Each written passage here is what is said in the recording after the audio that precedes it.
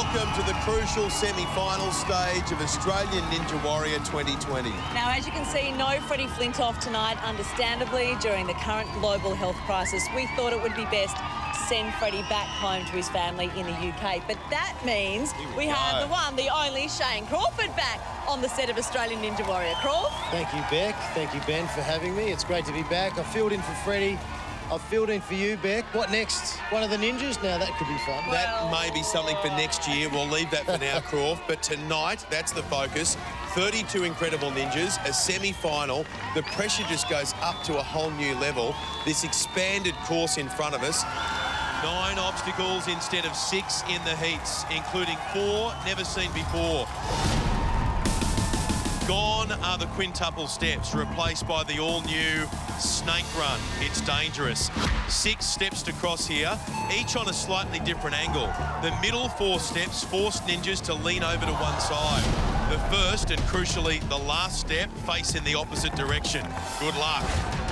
Second is the rolling log, an obstacle that always ruffles feathers. Ninjas must hang on for their lives as the log spins faster and faster down an 8-metre track.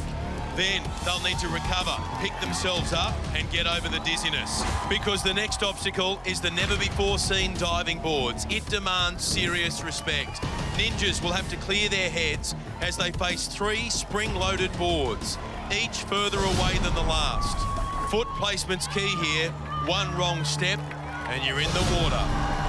Obstacle 4 is the ring toss, returning from last season's semi-finals. This is an upper body killer as ninjas use 2 rings to cross 12 pegs on 3 angled boards. Then it's the slingshot, and this could be the hardest semi-final obstacle we've ever seen. Incredibly, there are 7 laches for ninjas to make, made even more challenging by rubber bungee ropes in each cradle.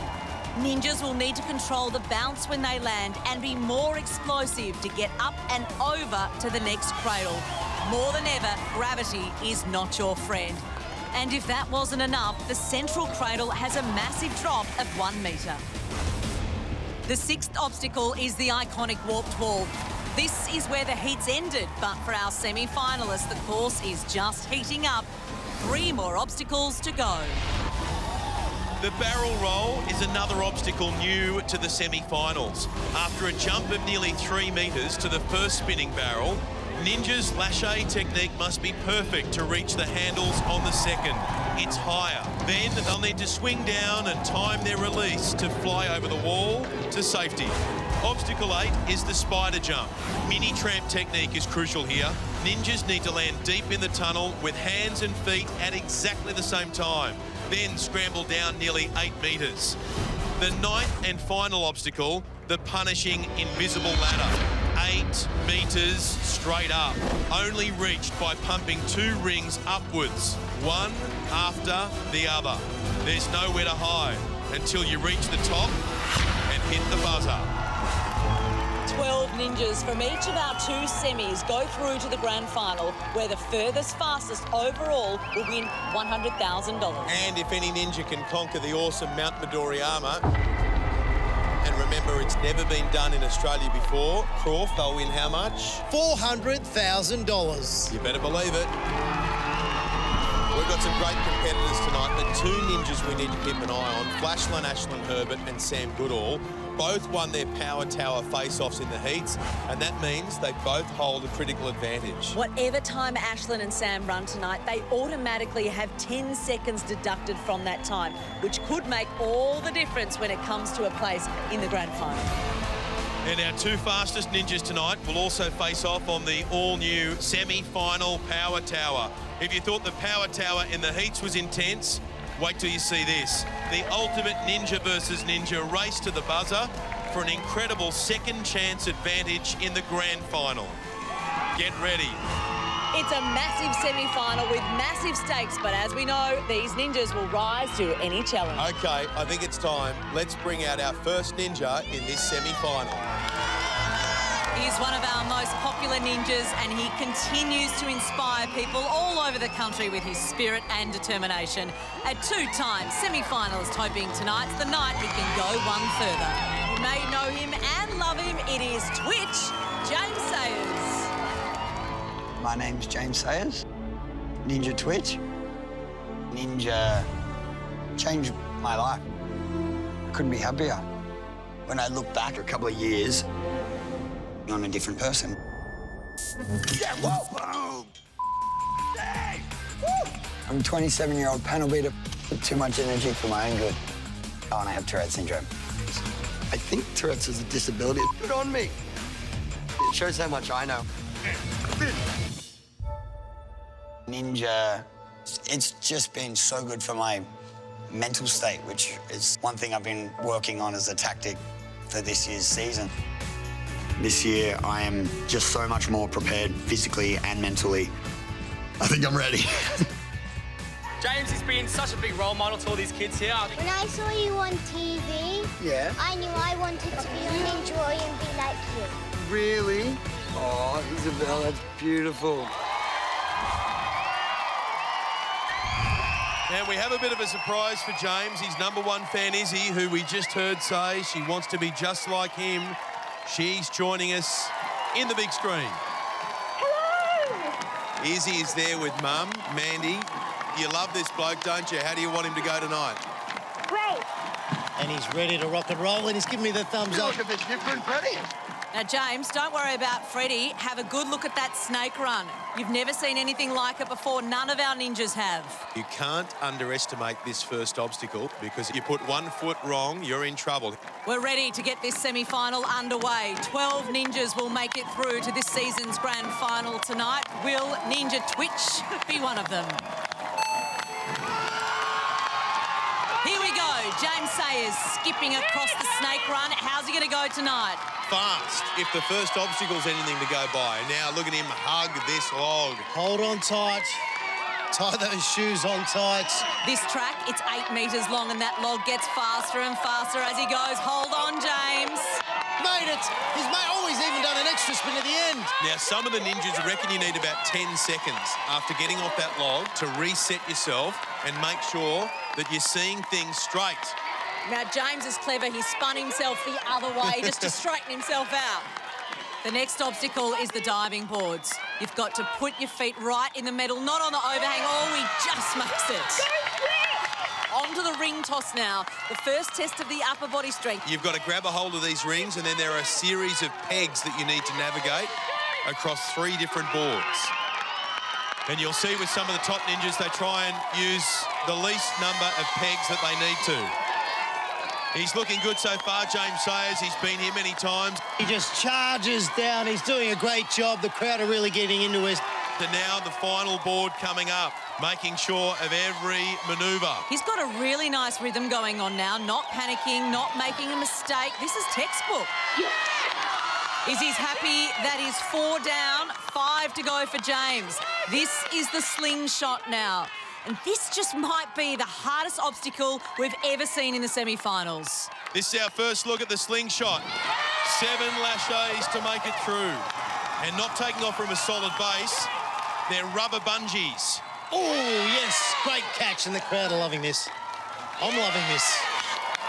But this is nasty. A 1 metre drop. James Sayers, the Twitch Ninja. Nice, James. Now getting ready for the next one. Lands that too. Oh, wow. The Twitch Ninja is on fire. Hang on a moment, though. The exit is vitally important. His eyes are down. Could he be going for the early dismount? It's a risk. Oh, no, it's happened. Right at the end of that obstacle. I did not see that coming. I did not see James's run finishing there.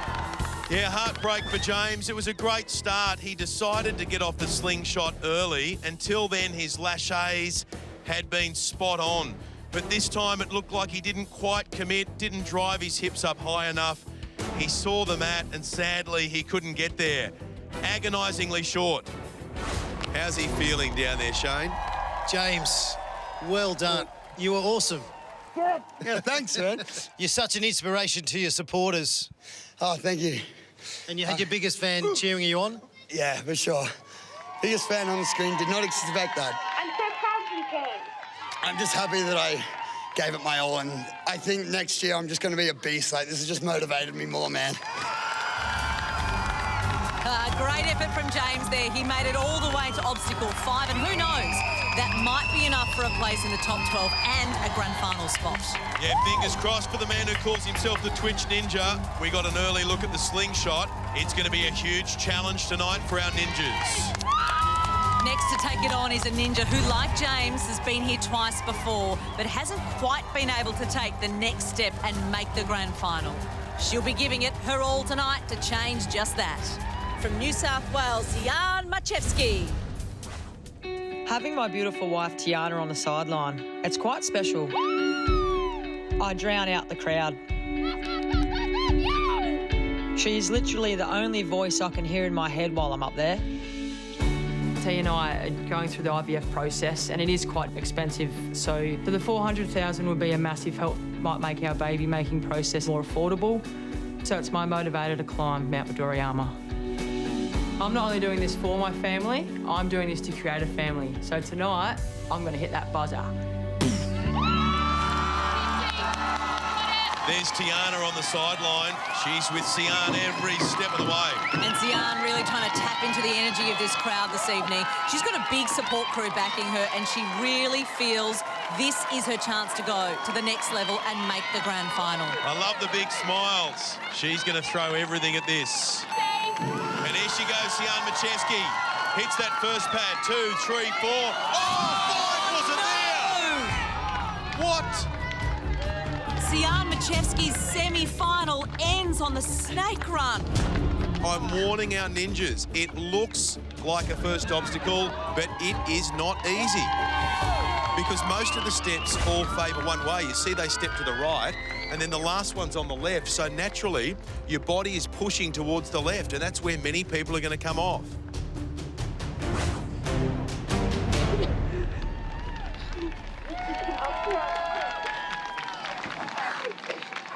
Absolutely devastating for Sian after a whole year of training to end her semi-final like that. It just goes to show how much this means to our ninjas tonight, physically and emotionally. We love you, Sian. We feel for her. She's put a lot of work into tonight. It's a reminder this course is ruthless.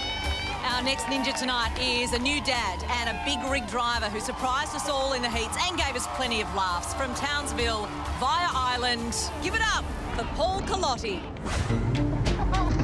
I loved every minute of the heat. I was bouncing around the place like a little happy leprechaun after finding the pot of gold at the end of the rainbow.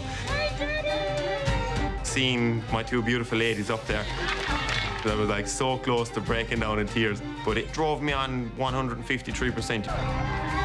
I felt like the two of them were on either shoulder as I went through the course. At the start of the night, people were like, oh, you know, let's shade from this to that. And I'm like, I have no idea what léché means. I was going to Google it, and I was like, no, I'll surely work it out. And lo and behold, I actually learned how to do a léché. I know how much grip strength means in ninja, so I have been doing a lot of training with my buddies. Lifting a beer is definitely training. You do that enough times in the night, you get a good workout. I love the Australian beer. It's hard work some days. I'm running the semis for my mother. She died of cancer nearly 5 years ago now. It was a very tough time in all of us, and it's hard, you know? It was just positive, positive, positive, and that's why I have such a positive outlook in life. I love life more than anything, and it's big time from her. And I'm sure up there, she still is my biggest support, you know? I love her with all my heart and all my soul.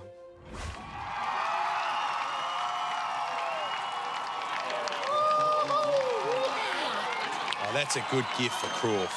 Come on, Paul. In the big screen right now, wife Alicia and daughter Cora. Just 4 months old, Cora. She is beautiful. Keep watching Cora, because Daddy's about to take to the semi-final course here on Australian Ninja Warrior. I think a lot of people have fallen in love with this bloke. 15th in his heat. Can he do it again? Can he make the grand final? Paul Calotti on the snake run, taking it very carefully and true. One down for Paul and onto the rolling log now. Needs to get a good grip here because this will really shake him up.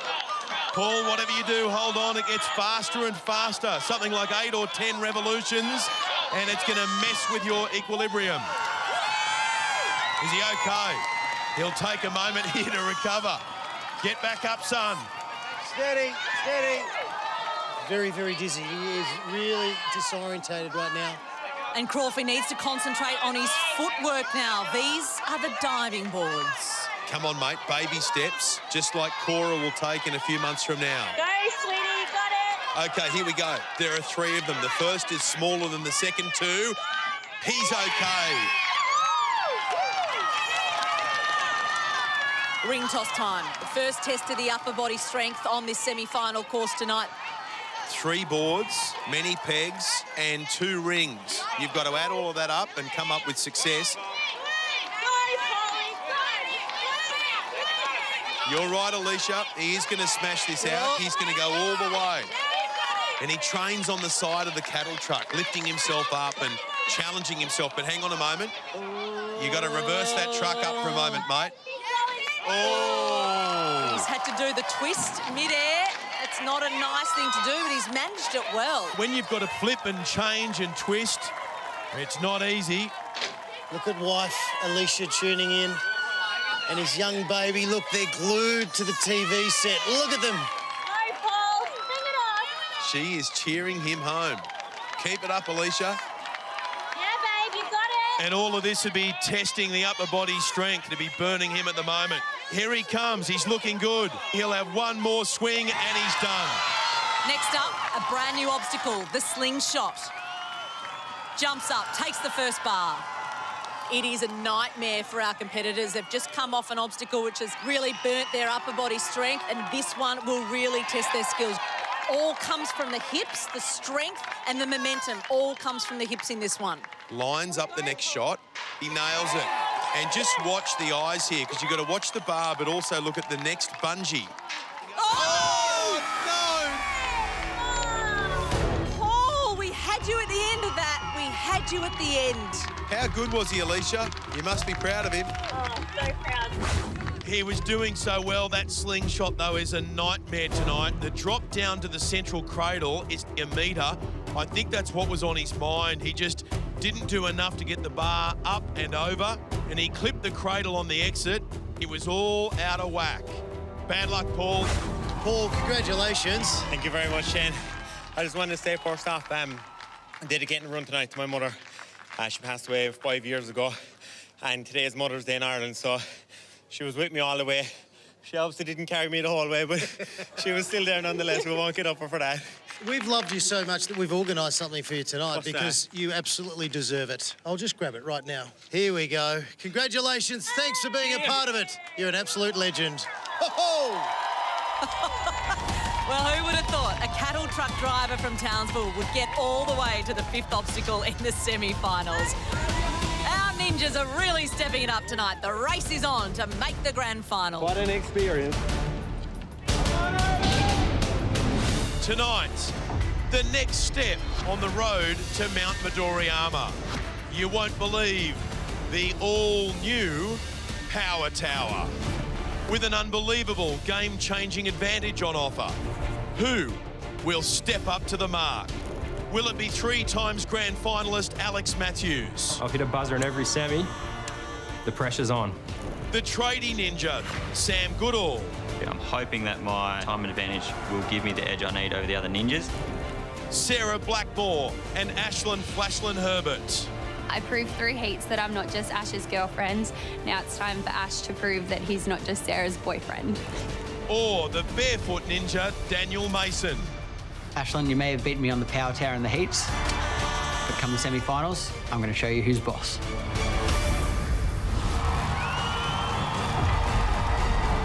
Welcome back to Melbourne and Australian Ninja Warrior. We are at the semi-final stage with only 12 of tonight's ninjas moving on to the grand final. And remembering that tonight's top 2 ninjas will battle it out on the all-new Power Tower at tonight's end. They're going for a grand final advantage. The competition's fierce. We've been talking to the ninjas backstage. We've never seen a focus like this before. They are all determined. Well, Gymnastics set our next runner on the path to Ninja. And along the way, she's trained some of the all-time greats, including partner Ashlyn Herbert.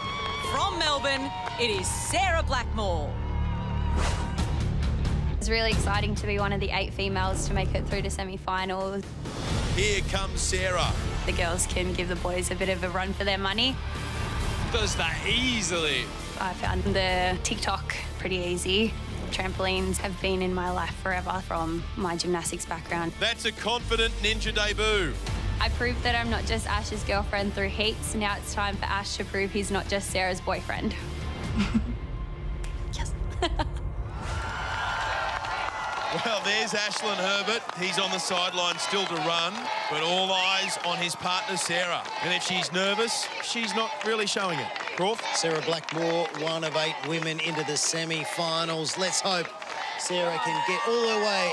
Sarah is a newbie ninja, but she's been in the very safe hands of her boyfriend, Flashland Ashlyn Herbert, teaching her all the tips and tricks about how to conquer this course. Whatever it was, it paid off. She was 15th in the heats. She made it through, but this is the semi-final course.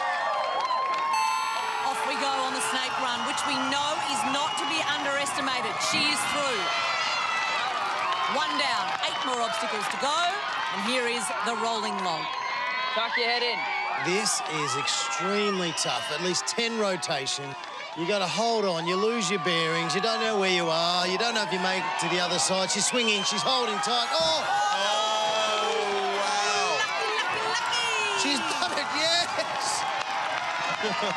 Tough start for Sarah. She was thrown around and now needs to compose herself for the diving boards. 1, 2, 3, straight through. Sarah's looking good through the first 3 obstacles. But this is the ring toss, an upper body test. Big swing. She's the lightest ninja in the semi-final, only 56 kilos. That might give some advantage. So far, so good. She's feeling better now. She's feeling a lot more confident on the ring toss. She's practiced this in the ninja gyms. She's probably practiced this every day of the last 12 months. Just keep going singles if you have to. Well done, look at her go. She's doing great guns. She does not have the kind of muscles that other ninjas have to be able to survive the burn on the arms here. But you know what? Credit where it's due. Sarah Blackmore, you are a star. She's doing really well to recover from that early scare, and she's nearly at the end of this obstacle. Just needs to get off, and then she's got the unwelcome surprise of the slingshot. Big jump. Sarah Blackmore, the gymnastics coach from Victoria, onto obstacle number 5, the slingshot. Go on. Here's the big transition. It's a huge leap. Up she goes. Yes. Yes. Oh, this is incredible. This is a huge effort. This is an incredible run. Oh! Wow. Come on, Sarah Blackmore. This is a big drop down here. She's got a metre to deal with. Go! Oh! That was phenomenal. Sarah Blackmore, take a bow. It was indeed. Sarah was looking strong, but fatigue caught up with her, and that 1 metre drop proved to be too much as her momentum pulled the bar clean out of her hands. And a star is born. How impressive is Sarah Blackmore? She was impressive on the course. We love her. Fingers crossed she makes it. Well done, Sarah. So close, all right. We'll have to wait and see if she's done enough to make her first ever grand final. While our next ninja has been there and done it all, and tonight is hoping to make his 4th grand final. He's got plenty of dash and plenty of moustache. Here is Alex Matthews. Mum and Dad have always been there for me.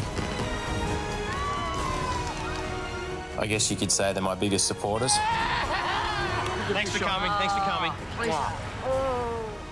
Mum especially is probably like my #1 mega fan. Unfortunately, Mum and Dad won't be able to make it this year. They've both sort of been in the wars a little bit. Mum's had a bit of foot surgery. Dad's gone through prostate cancer, going through hormone therapy treatments and getting the prostate taken out. He's on the other side of that now and doing well.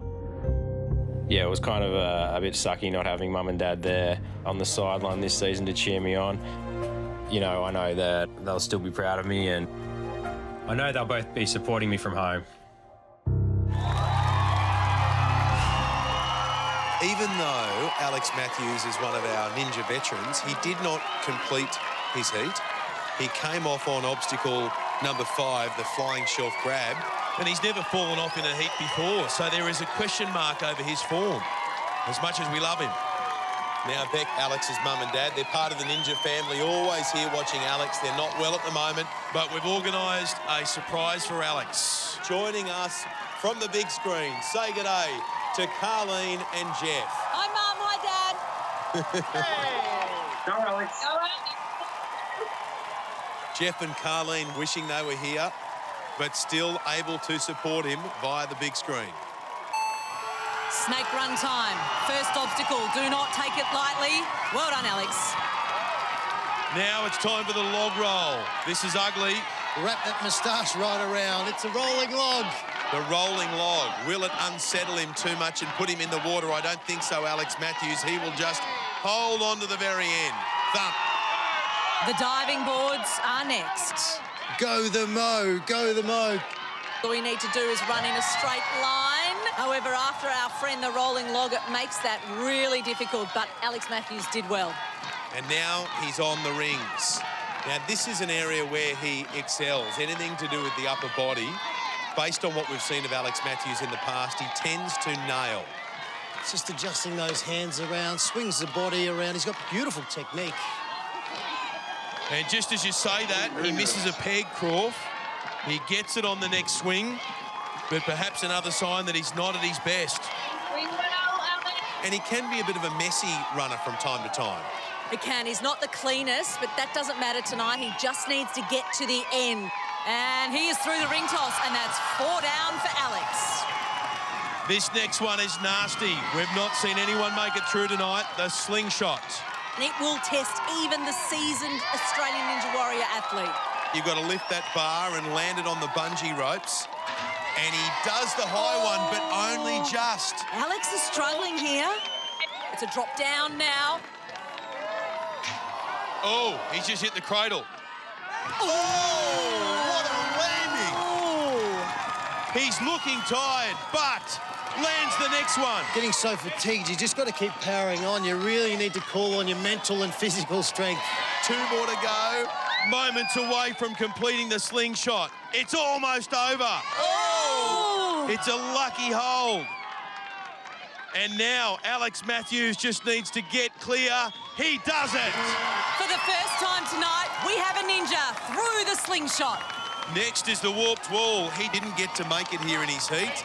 Right up you go. There you go, up the warped wall. Alex Matthews for the first time this season. He's looking really good now over the warped wall, and this is where the serious business begins. We've got 3 more obstacles. And again, Alex Matthews grinding his way with a battling run. This is our first look at the all-new barrel roll. Got to jump up and grab that bar. Makes that enormous leap. Got to get the right swing up here to make this lache, and it's a big one. 2.9 metres. Here we go. Yes, yes. What a catch. And now he's got to get across to the other side of the barrel. And when you grab this other handle, the barrel swings down and hopefully you flip yourself over the wall onto the mat. Sound easy? Yeah, really easy. Has to be spot on here because it's a long drop down and you need to get it right because you need to get over the wall at the end. No! Oh. Didn't make it on the first swing. Second one, he is over. What a run from Alex. He's got 2 more to go, Jeff and Carleen. Okay, the spider jump now. We've seen it in the semi-finals on past seasons. Oh, and a little false start there from Alex. He's feeling the pressure. Here he goes. Lands it. Yes, lands it. And now it's all hands and feet through 8 metres of the spider wall. Got those legs planted right on that side. He's evenly balanced. And now it's time to bring it all home. Sure is. This is incredible. Alex Matthews has battled his way to the final obstacle, the invisible ladder. This is an absolute burner, this obstacle. He's got to pump those rings and climb 8 metres. Can he get there? Alex Matthews is a third of the way up, pushing those arms. It's hurting him already, Beck. 5 metres, 6, 7, 8, and then he is home. Is he going to do it? And look at him pump right now. Every muscle in that body, every breath inside his lungs. The buzzer's just a metre away, and Alex Matthews hits it, he nails it, and the fireworks explode into the sky. Mum and Dad, your boy's at the top. Alex, awesome job. Alex Matthews, take a bow. The first ninja to complete this incredibly difficult course, and that was something special. Unbelievable. Well done. What a run from the mighty Mo. It may not have been the prettiest, but Alex showed unbelievable focus and determination. He would not be denied hitting that buzzer tonight, and he becomes the first ninja to complete the semi-finals. Well done, Alex.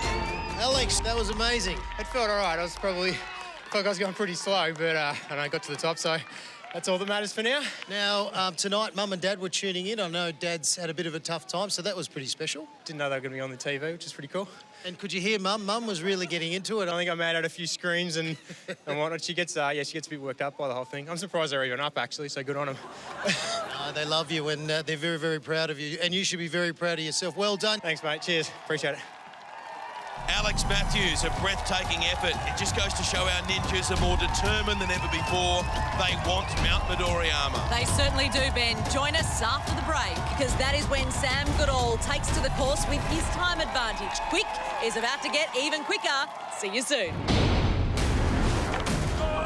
The Peninjas from the Mornington Peninsula plot their course to the grand final. Season 3 grand finalist Zach Stoltz. Just missed out on the power tower in the heats. Tonight in the semis, it's my time to shine. The all-new Dirt, Troy Cullen. I've lightened the load, all bets are off. I'm ready to get into the granny. And Ninja legend Flashlin Ashlyn Herbert. Feels awesome to be back in the semis. I'm very keen to give the course a crack. But next, farmer Danielle Smith. The reason I wanted to come on the show was to inspire the farmers to keep going and do their best. It means a lot what you do. And the tradie ninja, Sam Goodall. I'm no gymnast, I'm no Olympian. I've just stepped off a building site. You're about to see me go to work. Welcome back to the first semi-final of Australian Ninja Warrior, where the top 12 ninjas will qualify for the grand final and move a step closer to Mount Midoriyama. And the two fastest will battle it out on the power tower, where one ninja will win a decisive advantage for the grand final. High stakes tonight, and warming up right now, Sam Goodall. He conquered the power tower in his heat, and tonight is competing with a valuable time advantage. The tradie ninja will be on the course soon. But next up, a ninja who blew everyone away in her heat, finishing 5th. She's one half of the farming twins from Noangarup, WA, Danielle Smith. I ranked 5th in the heat, so I beat a fair few well-known ninjas. I was pretty stoked. Sadly, my twin's out. It's a bit sad that she's not here with me to do the next stage. A bit devastating, but she's cheering me on from the sidelines, so that'll be good. It means a lot to me to get through to the semis. I've hardly had any training. I just come from a small community in Noangarup. We do sheep and crop. Boots off, Danny. Oh, don't get stuck. Get it out, Danny. When you do the sheep work, you've got to move the sheep and lift the sheep and put the sheep on the ute or whatever. It can be quite hard work. Danny's been pushing me really hard to keep training and practice on my grip strength for the semis. A lot of the country towns are doing it tough at the moment. The reasons I wanted to come on the show was to inspire the farmers to keep going and do their best. It means a lot what you do. And on the right of screen there's the other half of the Ninja Twins, Chantel. She didn't qualify tonight, but she's here to show support for her sister anyway. All the way from Noangarup in Western Australia, a population of about 1,200, give or take a few. Not sure Noangarup have a snake run like this one to start off Ninja Warrior. She was a surprise package in the heats, Croft, and representing all the farmers. Here we go, Danielle Smith's semi-final underway. Light-footed and pretty quick through obstacle number 1. You've got to have speed, and she's got it. And I know it's only the first obstacle, but she's really impressive out of the starter's blocks. Now she needs to grab a hold of that rolling log like a sheep stuck in the mud. Look how fast it's getting. It's trying to throw her off. Oh, no! The foot in the water. Disaster for Danielle Smith. Chantel's reaction says it all. So unlucky. The replay will show the foot touched the water. Here's the replay now, and there it is. The foot touches the water. Sadly, that means Danielle Smith's night is over, and she'll be heading back home to Nwangara. Got really dizzy, so I got a bit tired and I just fell in, so yeah, next time better hold on tighter, eh? Not to be for Danielle, but a semi-final spot in her very first season shows she's a ninja with a big future. Our next ninja has had his battles in the past, but tonight holds a powerful time advantage, courtesy of his triumph on the power tower in the heats. One of tonight's favourites, it is the mighty Sam Goodall. Come on, Sam. On the heat run, I knew I wanted the power tower, so I thought, all right, I'm going hard. Oh, it's a masterclass from the trading ninja. This is one of the fastest runs of the night. Sam Goodall on his way to the power tower. To have a go at the power tower was really amazing. Hitting that buzzer was a beautiful feeling. 10 seconds is a huge advantage. It may not sound like much, but sometimes you just need that 1 second per obstacle just to zone in, take the extra bit of focus. I'm hoping that my time advantage will give me the edge I need over the other ninjas. How good, Sam Goodall. Season 2, he passed out with Ross River fever. Last year, missed out on the grand final by a second. This year, took a tumble in the heats. You can't take your eyes off him. One of the most determined ninjas we've ever seen. And there is wife Rachel and daughter Abby on the sidelines with brother-in-law Zed Colback. Zed will be on course later. Hey, looks good, mate. Mate, do you like that? I'm on board. And just a reminder, by winning the power tower in the heats, Sam gets to take 10 seconds off his semi-final time. And that could be huge for tonight's power tower. And Ben, with that second chance advantage that's on offer, it means he has a better chance of qualifying for the grand final and reaching Mount Midoriyama. Let's see how he goes. Here we go. This is the snake run. 1, 2, 3, 4, 5. The trading ninja off to a perfect start. Okay, onto the rolling log now. Come on, you got this. 8 metres of rolling, rolling, rolling, rolling. You've just got to hold on tight. And he holds on just long enough to complete it. He sneaks out from underneath that log. And now it's time for the diving boards. There are 3 diving boards, and you don't know how shaky they're going to be until you hit them. Oh, he's just got through that. You know what? He was uncharacteristically fast during his heat. In this semi, he has slowed right down. Now, maybe that's just strategy. Maybe he's thinking to himself, I just need to make sure that I get through. Keep in mind, Sam Goodall has a 10-second advantage. And with it, he's currently 8 seconds faster than Alex Matthews to this point. Oh, hang on a minute. He just did a 360, and now he's stuck in limbo. Just hanging there. This is trouble. Bring it in, Sam. Sam, bring your ring in, mate. Come on, Sam. Oh, I don't like it. I don't like it. He's going back. He doesn't like it either. No, that's all right. He's shortened the gap between these 2 rings, and he's come up with a way out. Fuel, Sam. But he has been up there a long time, Beck. Well, he has got that 10-second time advantage, and he might just need it. Fuel shakes out the hand. But next is the biggest challenge on the course tonight, the slingshot.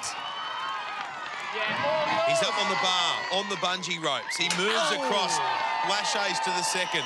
The third one's right in front of him now.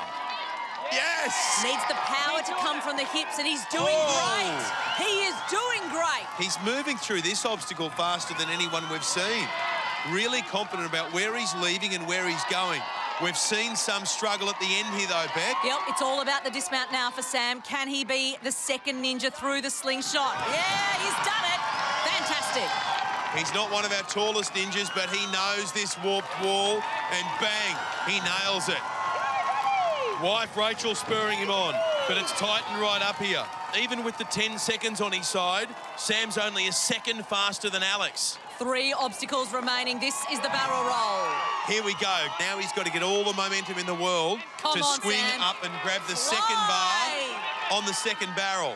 Here he goes. Oh, it's a catch. He caught it with one arm. Here he goes, up to the third handle now. Got to find the top one, and then it's that transfer Big deep breaths over. here, mate. Big deep breaths. Oh, he's using up precious seconds here. He's just testing out the handle because this one falls down and you've got to hold on. What a landing. Back up on his feet. In front of Alex Matthews by 6 seconds. Here he goes on the spider. Oh, no. A false start on the spider jump. Resets. Deep breath. He can do this. He knows he can do it. He's just a bit fatigued, a bit tired. And here's the second one. He's had another false start. Big deep breath. Well, Sam really needs to get control of his nerves here and make this jump onto the mini tramp. Sticks it. Yes. It's now an 8-metre dash through the tunnel. All arms, all legs, all core. The seconds ticking away now for Sam, but he is almost finished the spider wall. Come on, we want to see you up that invisible ladder. And this is going to take everything you have to get to the top. All the way, lots of big breathing. Only 2 seconds between Sam and Alex Matthews. He's pushing those arms hard, Beck, and he's halfway up. He's hurting. He's not giving up, Beck. Come on, Sam Goodall, you're almost 6 at the metres. top. 7 metres. He's almost on the top, and then the buzzer awaits. Here he comes. Sam Goodall, the tradie ninja, hits the buzzer. Bam! Sam Goodall is looking better than ever before. He gives a little wink to his wife down below and his brother-in-law, Zed Colback, and he is spent. It was a vintage Sam Goodall run, action-packed throughout. He lost control on the ring toss, hung in there on the slingshot, and had a crisis of confidence on the spider jump. But he showed his legendary grit and pushed through to become the second ninja of the night to hit the buzzer. But did he do enough to beat Alex Matthews? Let's take a look at the leaderboard. Sam finished a second behind Alex Matthews, but with his 10-second time advantage from the heats, they trade places and Sam is the new leader and he's in the driver's seat for another Power Tower appearance. Take a bow, Sam Goodall. With all the heart and determination on display, could this be the man who's crowned our first Ninja Warrior? Fingers crossed. We'll be back after the break. Still to come on Australian Ninja Warrior, gymnast Jordan Papandreou. I've been training gymnastics since I was about 5 years old. Pretty much been training for this moment my whole life, so I reckon I've got this. The hipster ninja, Eddie Burrell. I'm currently the hipster ninja, but after tonight, you'll be calling me Eddie Buzzer Burrell. And the barefoot ninja, Daniel Mason. In the semi-finals, you're against all of the best athletes. My plan for the semis is to go out and be smooth and efficient, and I think that'll make me quick. Welcome back to the first semi-final of Australian Ninja Warrior. That's the ultimate goal of our ninjas, Mount Midoriyama. And tonight, 12 ninjas will move a big step closer towards qualifying for the grand final. While the two fastest ninjas will go head-to-head on the new semi-final Power Tower to battle it out for an incredible second chance advantage, which means if a ninja makes a mistake in the grand final, they'll get to run the course again. An amazing advantage at stake. And while you're away, 3 more ninjas gave everything to try to get it. Just like 37-year-old stay-at-home mum, Monica Simonek. Don't let go of that log. Gripping on for dear life. Oh, no! She hit the water on obstacle 2. Ninja nerd Nathan Burley looked really good early on. Nathan Burley is off to a flying start. But came back down to earth on the slingshots. Oh, now he's gone. He's down. While 51-year-old granddad Clem Vertigan might hold the record for the oldest person to hit a buzzer. And he's moving very quickly but safely. His night came to an end on the rolling loss. Oh no, he's out.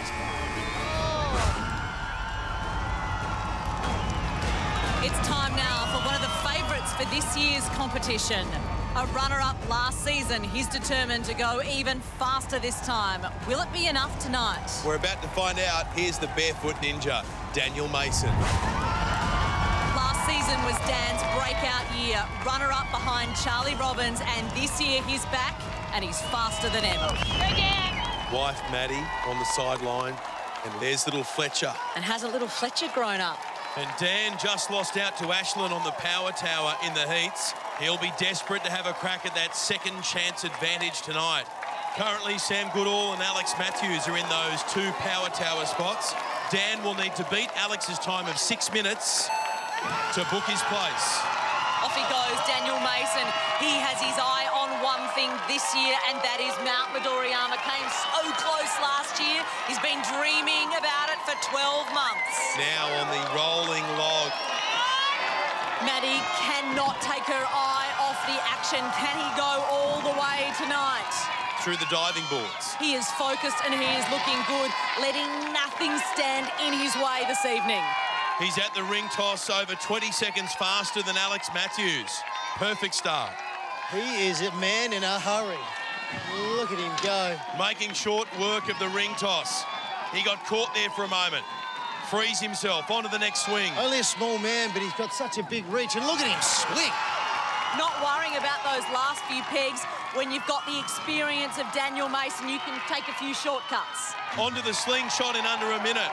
Incredible. So strong in the upper body. Fantastic grip control. And in a moment, he'll get ready for the big drop. Lands it. Oh, this obstacle has been a nightmare for our ninjas, but Daniel Mason, he is destroying it. This is the best technique we've seen tonight. Is he going to go for an early dismount? Can he make the mat? Can he? Yeah, done it. Dan Mason at the warped wall at about a minute 30. Straight up.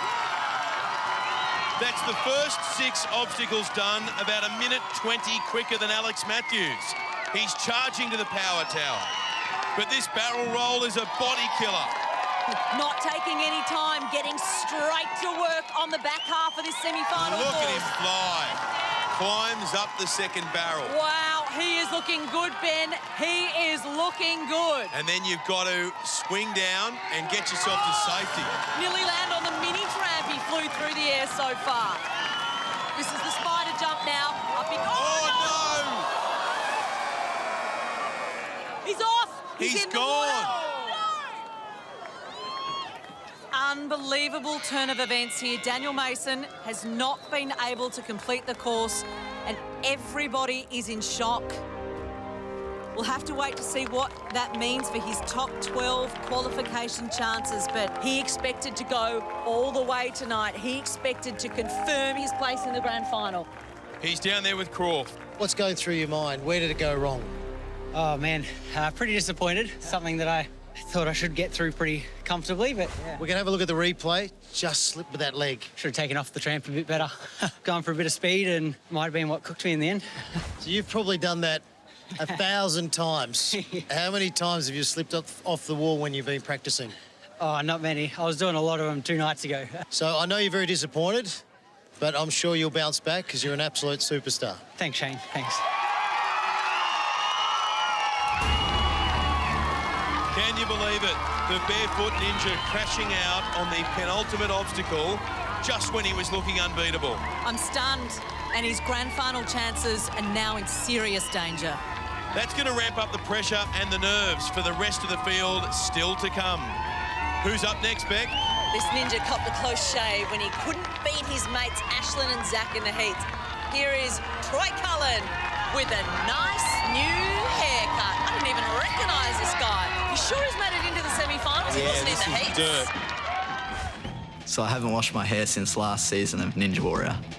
If either of them two beat me, I'm cutting his hair off. He does not want to lose them dreadlocks. Oh, he's off! Person that flashed into my mind was, well, there goes the hair. There we go. What about your eyebrows? No, I think the next thing pretty close after that was hope I've done enough to get into the semis. So without the hair, it actually feels quite light and it smelled bad. So my girlfriend didn't like the long hair with dreads and it being all dirty, but she also doesn't like the short hair. So I guess you just can't win. That feels disgusting. I'm more determined than ever to step out of my mate's shadows, hit a buzzer and make it to the grand final. Come on, Dirt. Or should we call him Clean? Like, he looks very clean now. He's had a new haircut. He got rid of the dreadlocks, which he hadn't washed for years. And I know that when Freddie Flintoff got the clippers out to remove them, he said it was quite alarming what was inside there. And there's the fellow Peninjas, Ashlyn and Zach, alongside Dirt's girlfriend, Ange. You got it. You got it. He surprised a lot of people in the heats, qualifying 9th. Hasn't yet managed to hit a buzzer on the Ninja Warrior course. Maybe tonight's the night for Troy. Buzzer time, onto the snake run now. He is the new aerodynamic Troy Cullen. Onto the rolling log. Wrap those legs around. Hold on tight. Don't let go. Now, he's only a little fella, so he's got to hold on tight here. Away he goes. That's 4, 5, 6, 7, 8, 9, 10. Oh, he's made it. Okay, time for the diving boards. 1, 2, 3. He's okay. Now onto the ring toss. He's been quick through the first 3 obstacles. He's only 10 seconds up on Alex Matthews. He's got a really nice rhythm going. Arms nice and high, makes the transition to the middle panel there. He's floating across. He's making very good time. And right now, Crawford's showing how much this means to him. He's through the ring toss. 20 seconds faster than Alex Matthews. Is he headed to the power tower? Well, he needs to get through the slingshot first. We know it is one of the hardest obstacles the semi-finals has ever seen. Going with one hand over, one hand under, mixed grip. Yes. That'll give him more control over that bar. Oh, that's just landed on the edge, but he's corrected it. He's making my heart skip a beat. Now the big drop. Oh, yes. Come on, Troy, let's go. Now he's got to go back up. Kicks those hips. Nails the landing. Hips up and go. This is a display from Troy Cullen. Heart, grit, no shortage of skill. Hang in there, Troy. You're almost there. This is unbelievable. Dirt! Oh, yes, he's done it. He has beaten the slingshot. Oh, and he is happy about that. He's never reached the warped wall before. And he goes straight up. The fairy tale run continues. Troy Cullen showing everybody that the Peninjas are more than just Zach and Ashlyn. Oh, this is remarkable. And that number on your screen there is Alex Matthews' power tower time of 6 minutes. Dirt's got just over 3 minutes for these last 3 obstacles.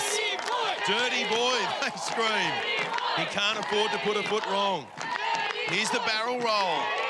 Yes! That's a great leap. It's a very good swing. He is in fine form. Hold on. Yes, he does. And now the climb. Oh, hang on. No, where's the handle No, it's gone? all right. He's found a way of getting it. He won't even have to go all the way up the top. It's like he's playing the pokies there. What's going on? That's right. And jackpot. That's an ugly landing. Oh, I thought it was brilliant. I want to see that in slow-mo. He's lucky he didn't get an injury there. Have a look at it in slow-mo. It was an ugly landing, but he smiles like he meant to do it all along. And now the spider jump. This is where Daniel Mason came unstuck. Oh, that's slippery. There was a stumble, but he's held it together. And he's going all the way. Go, Dirt, go! He's never been on the spider jump before, but he is crushing this course like he's been here 10 years running. This is your game now, Troy. Yeah. Look at the time. Now all he's got to do is get to the top. Troy Cullen, he's got 8 metres to glory. Gets inside the invisible ladder. Grabs the handles there. And up he goes to heaven. He's got to do some work if he's going to get there. Have a look at him pull those arms and kick those legs. And he's doing the work indeed, and it is paying off. You've got to put in the hard work. You've got to put in the training. Come on, Dirt. And that's exactly what Troy Cullen has been doing for the last 12 months. Yes. He's been dreaming about this moment. And there he goes, his first ever buzzer.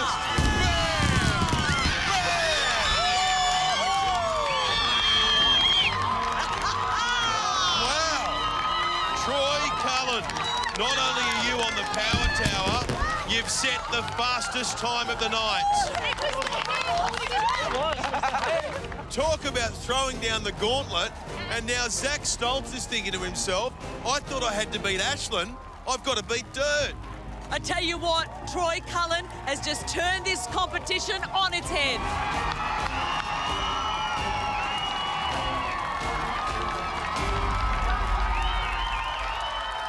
Troy, well done. Ah, cheers. First time to the top? Oh, first time to a buzzer, to be honest. So, pretty stoked with that, to be honest. Now, we do know the secret to your performance, the new hairstyle. Oh, definitely the new hair helped me. Continue on. Let's see how you go. I will. Cheers. Thanks, mate. And just when you think you've seen everything, Troy Dirt Cullen beats the odds and shows all of Australia and his mates that this year could be his year. A serious contender in the grand final. Still to come, some of the biggest names in Ninja, including Zach Stoltz. No one would ever call the semis a breeze. Like, he got such a competitive field. He thought Ashland was the one to beat, but now Troy Cullen has set the pace. The pressure is on. It's so easy just to make a silly mistake and then someone just goes bang and takes your spot straight away. I'm going to show everyone I have what it takes to get all the way to Mount Midoriyama. Welcome back to the exciting first semi-final of Australian Ninja Warrior, where right now, one of the breakout stars from the heats is taking on the course. Hipster ninja Eddie Burrell from Queensland came third in his heat so far tonight. It's been a bit of a struggle, but he's grinding his way through the slingshot. Yeah, and he's done it. He is moving faster than some of the Ninja veterans we've seen run tonight. Hands up, he's on top of the warped wall. And I've got to say, Beck, after the first 6 obstacles, he looks shattered. Well, there is a big difference between the heats and the semi-finals, Ben. The obstacles are bigger, harder, and there are more of them. He still has 3 to go. Has Eddie Burrell got enough in the tank? That's it, Eddie. Nice work. Come on. And that's fiancée Lisa on the sidelines. She's an elite pole vaulter who no doubt has some very valuable advice about managing fatigue. Onto the barrel roll. Obstacle 7. Now he's got to get the big swing on. Will he land it? Oh! He does. Up he goes very quickly up to the top. Shakes the arms. His arms are on fire now. Oh! Didn't go that time. Will go this time. Needs to. Well done, Eddie. Over the wall. To the spider jump now. Never seen this obstacle before. Some of our other ninjas have. He lands it, and now 8 metres in the tunnel. Eddie Burrell digging deep, giving absolutely everything. He is on the second last obstacle, and that is done and dusted. 1 more to go, and it is the invisible ladder. Now have a look at his face at the moment, Beck. He looks exhausted. Okay, just grabbing the rings now, about to begin the climb on the invisible ladder. This is the nastiest obstacle on the course. It's when you're at your lowest point after 8 obstacles. I want him to do it, Eddie Burrell. He's already halfway. He's up towards the 5 metre mark. Don't let go! Push, come on, Eddie. I've got full confidence in you. Keep pushing, Eddie Burrell. He seems to be running out of gas, Beck. But look at his face. He's a man who's got determination up to his eyeballs, and he won't give up. He is not giving up, Ben. This is quite incredible. I do not know where he is getting this strength from. I have no idea, but he is almost there. Just when the reserves run out, he finds a bit more. And right now, Eddie Burrell hits the buzzer, blows the whole competition wide open. Oh, my goodness me! Well, what an effort, what a fight. Eddie Burrell battled his way through this course, and when he was absolutely shattered, he dug deep and found something extra. Hits his first ever buzzer and posts the second fastest time of the night. And this guy's remarkable. Not only is he heading to the grand final, as things stand, he's on his way to the power tower. Are we seeing a new ninja legend in the making? We are seeing some outstanding performances tonight. The bar has definitely been raised. Can our next ninja make his mark? He's a 2-time grand finalist and competitive gymnast who, before competing last year, broke his leg. Unbelievably, this year it happened again, but he managed to complete the heats and qualified in 8th spot. From New South Wales, it is Jordan Papandreou. I've been training gymnastics since I was about 5 years old. Using my body awareness and upper body strength. Pretty much been training for this moment my whole life. Jordan Papandreou very quickly becoming one of the absolute favourites. Doesn't victory taste so sweet? Since last season, I've pretty much had a repeat of the year before. I trained for ninja, trained for gymnastics, and then I was in a competition. I was competing high bar, and when I dismounted,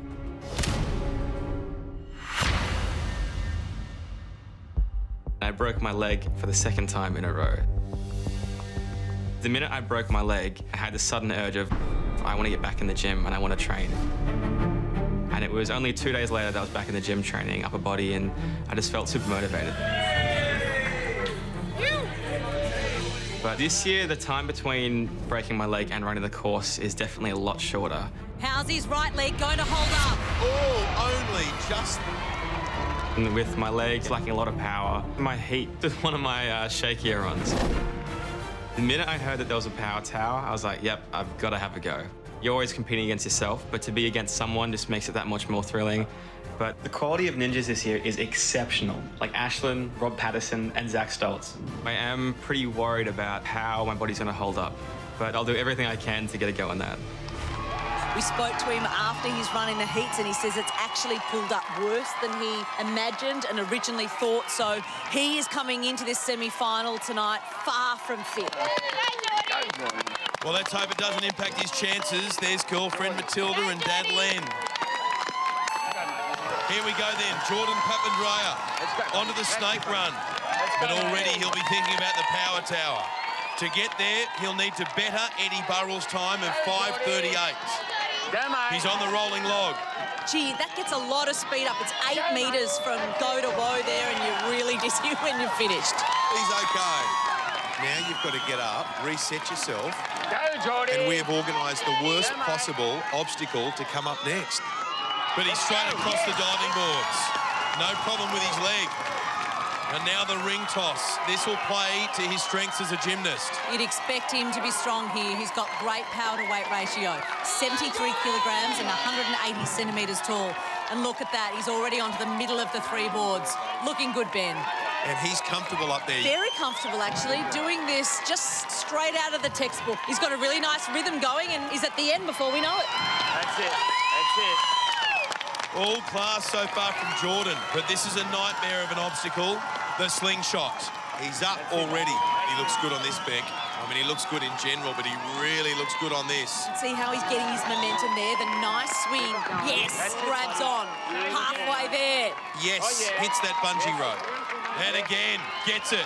We've never done this before, but he's virtually bouncing his way along the course. This dismount will test the right leg. Lands comfortably. Oh, and straight up the warp wall for Jordan Papandreou. He's already up the warp wall. Here he goes on to the last 3 obstacles of this semi-final course. Time looking good. 6 obstacles done in under 2 minutes 20. He needs to beat the time of 5:38 to get on the power tower. Hey, buddy. So it's all about the clock, but right now it's about the barrel roll. And have a look at the amount of swing he gets going, Jordan Papandreou. Oh, these upper body obstacles are meat and 3 veg for this guy. Yeah, it's like he's born to be on the barrel roll. But the worry is here, the big jump over the wall. We know his leg isn't 100%. Jordan, can he? Yeah. Yes! All right. And the leg looks to be okay. Lining up now for the spider jump. Mini tramp, sticks it. Oh, he did favour his left leg there, so the right might just be stinging. Right behind you, buddy. And Jordan Papandreou has destroyed Eddie Burrell's time of 5:38. And with just the invisible ladder to go, he's now chasing Dirt's fastest time of 5 minutes 12. He can beat it if he moves quickly. Oh, he's at the 4 metre mark, heading towards the 5 metre mark. Jordan Papandreou at the 6 metre mark. He's got 2 to go, Beck. He is looking extraordinary at this point, and so too is the clock. He is going to smash Dirt's time. Oh, having a little trouble as he gets through the hole. Hits it, bang! Off the buzzer, Jordan Papandreou with the fastest time of the night. That run was unbelievable. You said it, Beck. And from this guy who's not even 100% tonight, he just grit his teeth, ignored the pain, and it didn't slow him down at all. He showcased his gymnastic skills beautifully, and that is the best performance of this semi-final. Jordan, There you go. how quick were you? I was very happy. That was awesome. Like, so much fun. And you got your dad here. Dad, how good was that? Oh, so happy. I'm really happy for Jordan. He's trained hard and, yeah, very excited. Well done. Enjoy and take in the crowd. Thanks, mate. Yeah, have a good one. If that's what this 24-year-old from New South Wales can do carrying an injury, look out in the grand final. And here's confirmation of that dominant run from Jordan Papandreou. He's in first place with Troy Dirt Cullen still on the power tower in second. And what you can't see here is the barefoot ninja Daniel Mason is slowly being pushed down the leaderboard. Can he make the grand final? That's right, Ben, and a reminder, just the top 12 ninjas will go through to the grand final with the two fastest battling it out on the all-new power tower. Much more to come after the break. Coming up, the race to the power tower intensifies as Season 3 grand finalists take to the course. Who will make the top two? Will it be Season 2's furthest fastest, Rob Patterson? 2 times grand finalist, Mike Snow. Power tower winner, Flashland Ashlyn Herbert. Or rising star, Zach Saltz. Just miss out in the power tower in the heats. Tonight, history won't be repeating itself. Welcome back to Australian Ninja Warrior with the Power Tower Showdown not too far away. On the line for two ninjas is a crucial second chance advantage in the grand final. And while you were away, ninjas have been dominating this semi-final course. There was Season 2 grand finalist Zed Colback. This is textbook Ninja Warrior from Zed Colback right now. Powering through and completing the course in 5 minutes 37. Queenslander Jack Martin on the spider ball, perfect timing, completed in a respectable 6 minutes 12 seconds. Jack Martin! Well done, what a phenomenal run! And stuntman Mike Snow. This is where the stuntman work really comes into play. So good. After losing 6 kilos for this season, he roasted the competition and finished in 4 minutes 57. Put your hands up in the air, Mike Snow! Then there was Season 2 furthest fastest Rob Patterson. He blitzed his way through the early obstacles. Forward roll and straight up the wall. He had a bumpy dismount on the barrel roll. Launches himself and over the wall. What a landing! But kept the momentum up all the way to the final obstacle. It's going to come down to the invisible ladder. Does he have what it takes to get there fast? You got to dig really deep if you want it. How much do you want it, Rob Patterson? How much? Rob finally making it to the top to finish in 4 minutes 7 seconds. What a run, Rob Patterson! Incredible. What a night it's been so far as our ninjas put it all on the line to try to qualify for the grand final. And with those performances, it's really shaken up the leaderboard. Jordan Papandreou and Rob Patterson lead the way in the top 2 power tower spots. And stuntman Mike Snow holds third with Zed Colback 5th. But if you thought there was drama at the top, have a look at this. Jack Martin's run puts him into 11th, which means the barefoot ninja Daniel Mason, a runner-up from last year, is in real danger of missing out on the top 12 qualifying spots. He's hanging on in 12th, but with 2 of our fastest ninjas still to run, he should be worried. Worrying times for Daniel, especially when he sees the calibre of our next competitor. We've got Flashland Ashlyn Herbert coming up, but right now we've got a Season 3 grand finalist who is looking fitter, faster and better than ever. One of the Paninja boys from Victoria. Make some noise for Zach Stoltz. The youngest competitor in this semi-final, and after making it to the grand final last year, he stepped up again. This is going to be quick, Ben. That's Zach's mum, Joanna, and the 2 other Paninja boys, Dirt and Ashlyn. And Ashlyn's going to be our final runner tonight. Here we go. Zach Stoltz knows we've got some really fast times, and all it takes is one mistake. He's already on the rolling log. It's serious right now. It's serious when you're in the semi-finals of Australian Ninja Warrior. Time for the diving boards now, and you've got to straighten up. Straight through, no problem. Now, obstacle number 4. The ring toss. These guys are really superior in the upper body strength category. They are so classy in the air. They seem to spend a lot of time in their training working on the upper body. He's done this obstacle faster than anyone else tonight. 5 seconds ahead of Rob Patterson, which puts him on track for the power tower. Let's go, Zachy! The slingshot now. Looking at those hand positions, looking at the landing spots. This is a very skilled athlete right now. And you know what? He's moving super fast. 15 seconds faster than Rob Patterson to this point. Oh!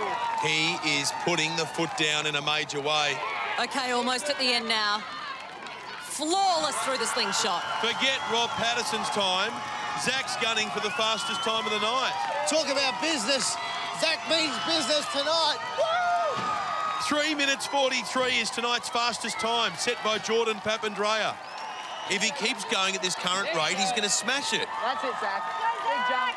3 more obstacles to go. Onto the barrel roll. You've got to get enough momentum to swing all the way to another bar on the other barrel. He does it beautifully.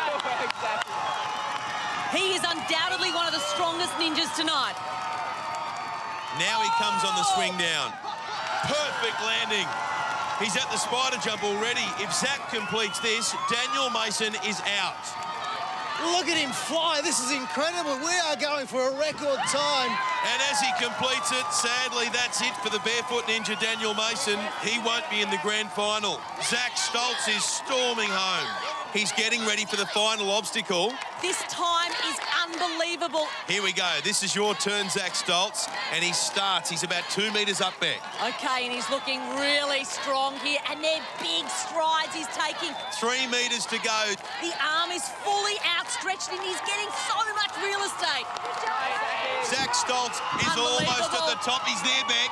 Unbelievable, Zach Stoltz. You have been phenomenal. Zach Stoltz, you smashed that out of the park tonight. That was a phenomenal run. 40 seconds quicker than the fastest time set by Jordan Papandreou. Incredible. It certainly was. This 21-year-old prodigy just lit up the semi-final course like never before. I'm not sure anyone can top that. It'll have to be something really special if they do. Take a bow, champion.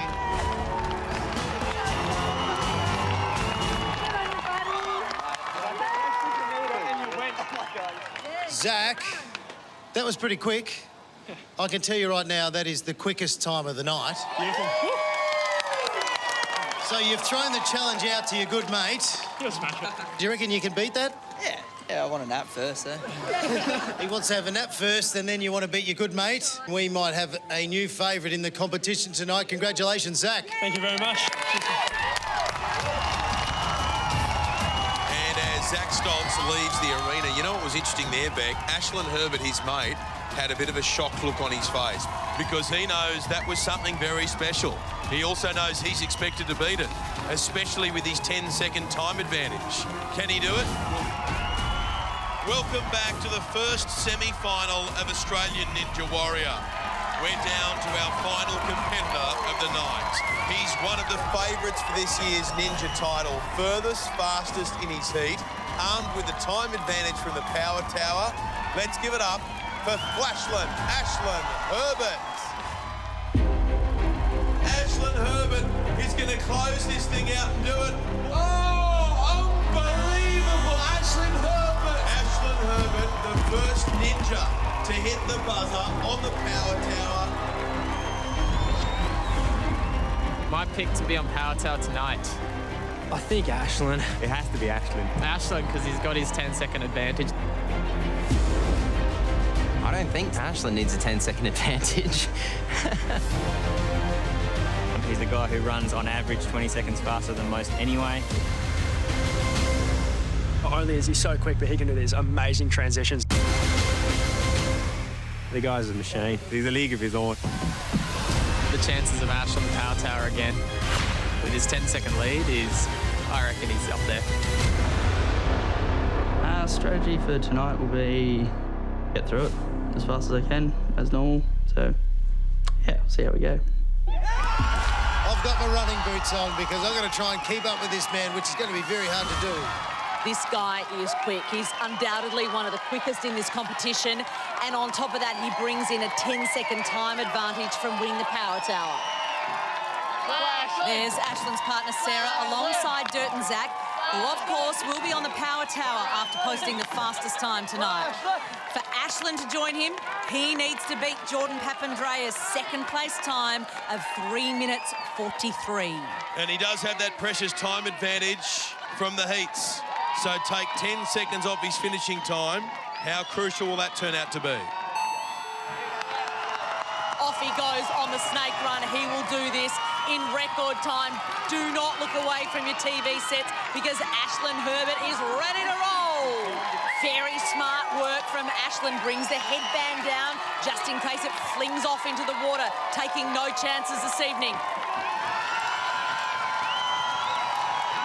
The diving boards. Ashland Herbert, Ninja Warrior superstar. 1, 2, 3. Look at him absolutely fly. That is lightning quick. Onto the ring toss. Can Ashland keep up this risk-free approach? Not even going through every peg. Doesn't need to. Yeah, he's only used 4 of the 12 pegs. That's how good Ashland Herbert is. Not as fast as we've seen him before, but still well inside Jordan Papandreou's time. Oh! But he almost had a mishap. That was close. That was really close. Steady down, steadied on. Oh!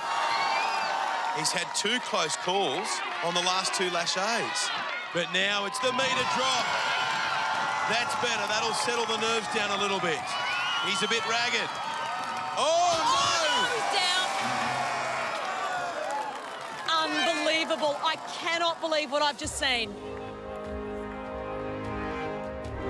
Flashland Ashland Herbert has hit the water, and just like his great rival Daniel Mason, Ashland is out.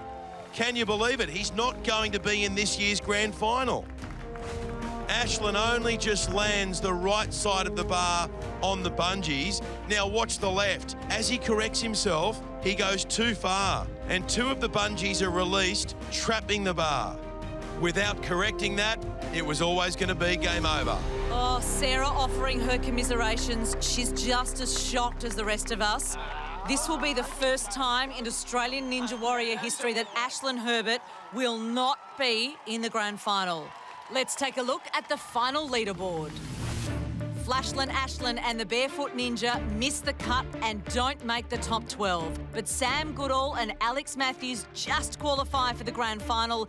They finish in 10th and 11th. New Ninja Eddie Burrell is 8th after one of the performances of the night. While Dirt gets better and better, he's in 5th. And at the top, Jordan Papandreou is 2nd, while Zach Stoltz finishes the furthest fastest in this, the first semi-final.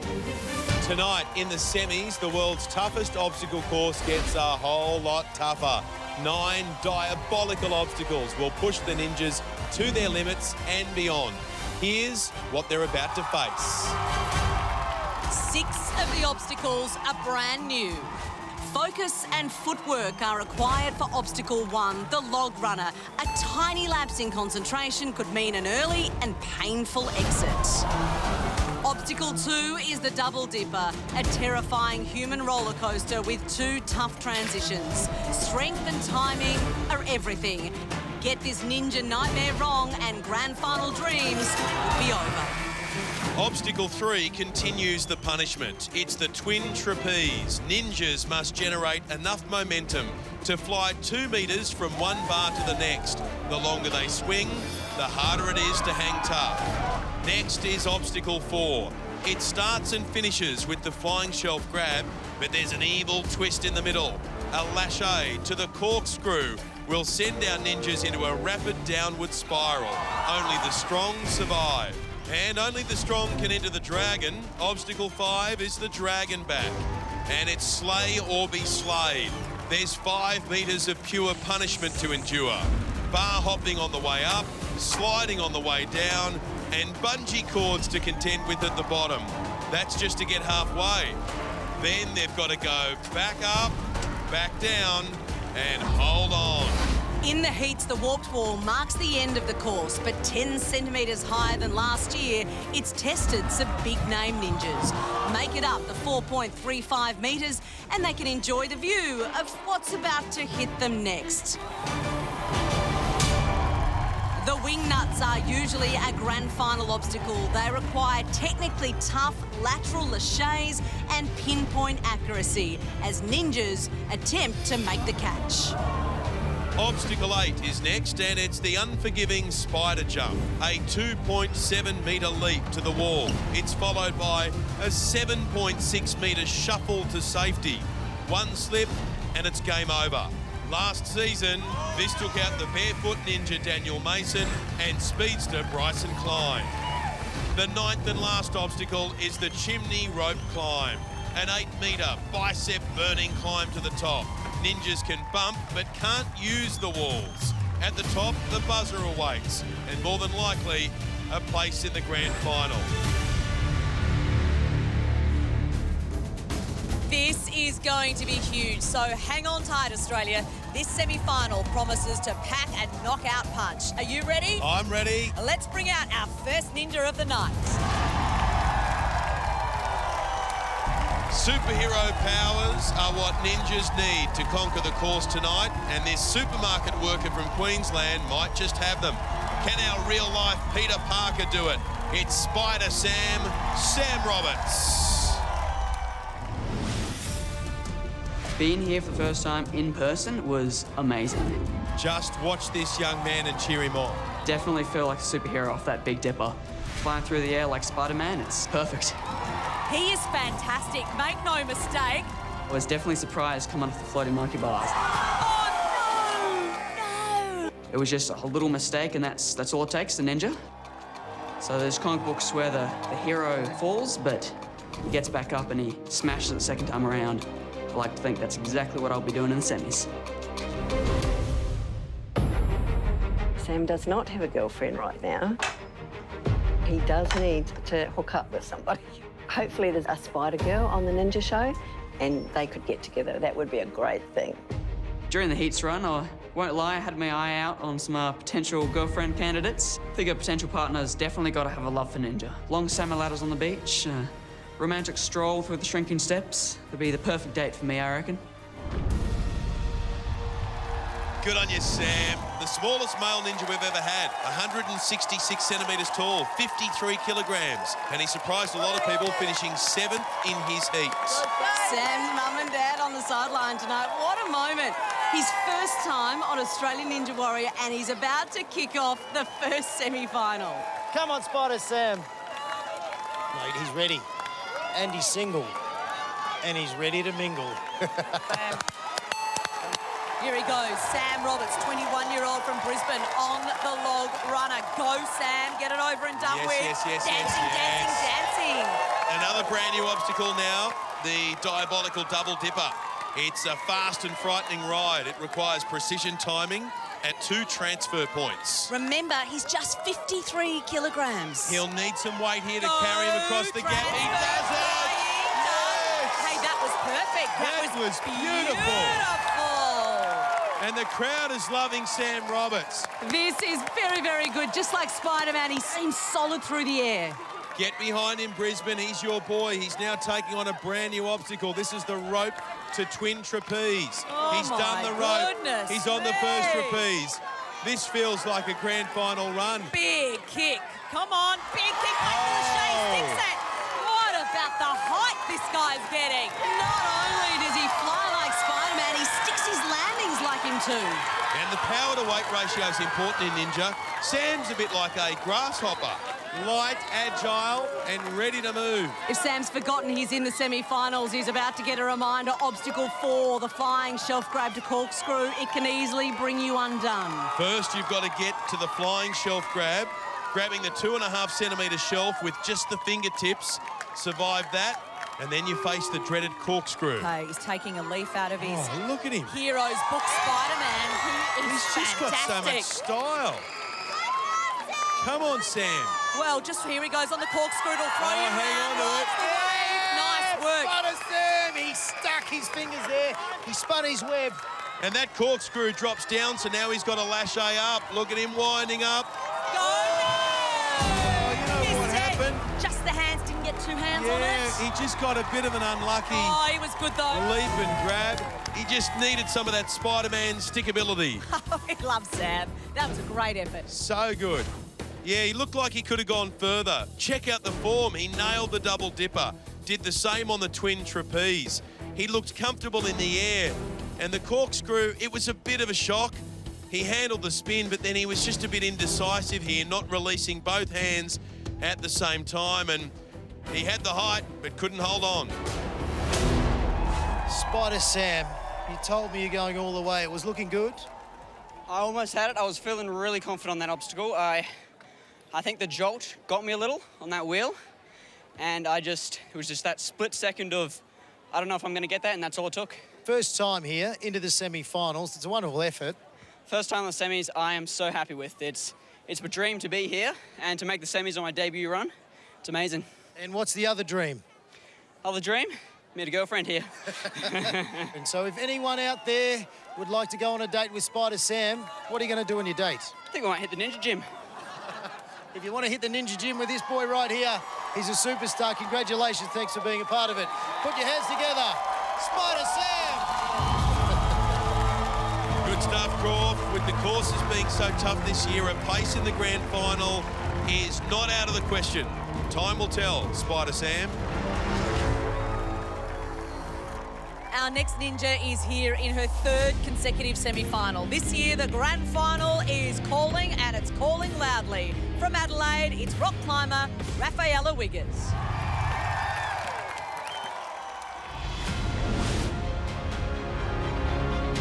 Third semi-final out of 3 series is pretty cool. Look at this. Smooth as you like. She's got it! Makes the landing. I didn't think I'd ever do 3 series or be in the semis this many times. It's pretty awesome. I don't get nervous about the obstacles. I get nervous about standing up there and having everyone look at me. I've been struggling with a past eating disorder for a long time. I go through cycles of awesome, my body's sweet, I'm really strong, to, oh my God, why am I here? Everyone's gonna be judging me. But my mental space about my body is the best when I'm doing things like Ninja Warrior. How could I possibly not love my body when it's letting me do all this insane stuff? This is going to be huge. Yes, she's done it. Having my partner there on the sidelines, reminding me that I'm strong, I'm confident, I can do this. It's so good. It just makes me feel calm and safe. Third semi-final for me, third time's the charm. I'm gonna get up the wall and hit the buzzer.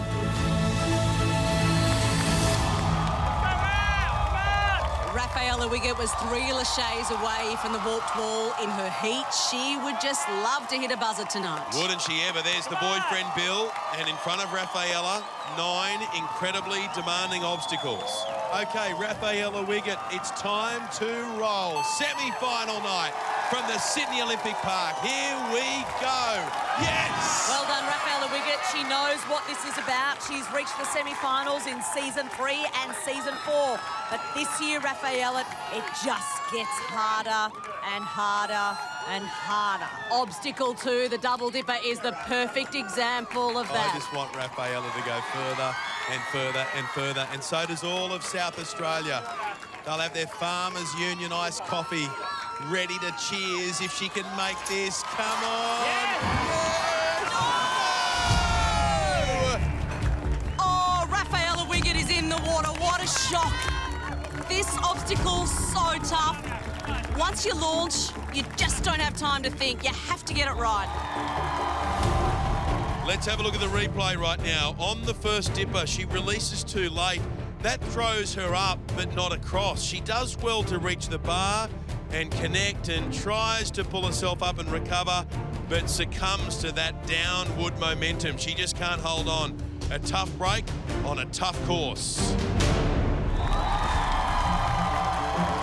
Might be time to muscle up Ben Fordham. A fired-up Mount Midoriyama is asking some very hard questions in the first semi-final. Hopefully, our next ninja has the answers. Well, if you want to send a message back to the mountain, a man mountain is what you need. Aloni Vunakethi. Look how quick he's going. Really quick this year. Slammed into the landing platform there, but just brushed that off. I'd say that was probably one of my best runs. Really completed each obstacle quite quickly. I've been tentative and slow at times in the past just because of my weight and size. The cyclone spinner, that thing's a head spin in itself. You made these really small chocks with my big-ass feet. I just jammed my foot in as best I could. Oh, his body's coming He can't hang on, surely. Somehow managed to slow the speed of it and almost broke it off the tracks as well. Lonnie, you legend. Yeah, sorry for that, and hopefully it's not in next season. Remember, he weighs 105 kilograms. My bar on the bar hop looked like this. Oh, my goodness me. I'm due for a buzzer. I just want to smash those buzzers so bad. I'm going to break that buzzer too when I get a chance to. To be honest, I don't know what obstacles I'm up against tonight, but if there's something I can try and break, I'll try and break it for you guys.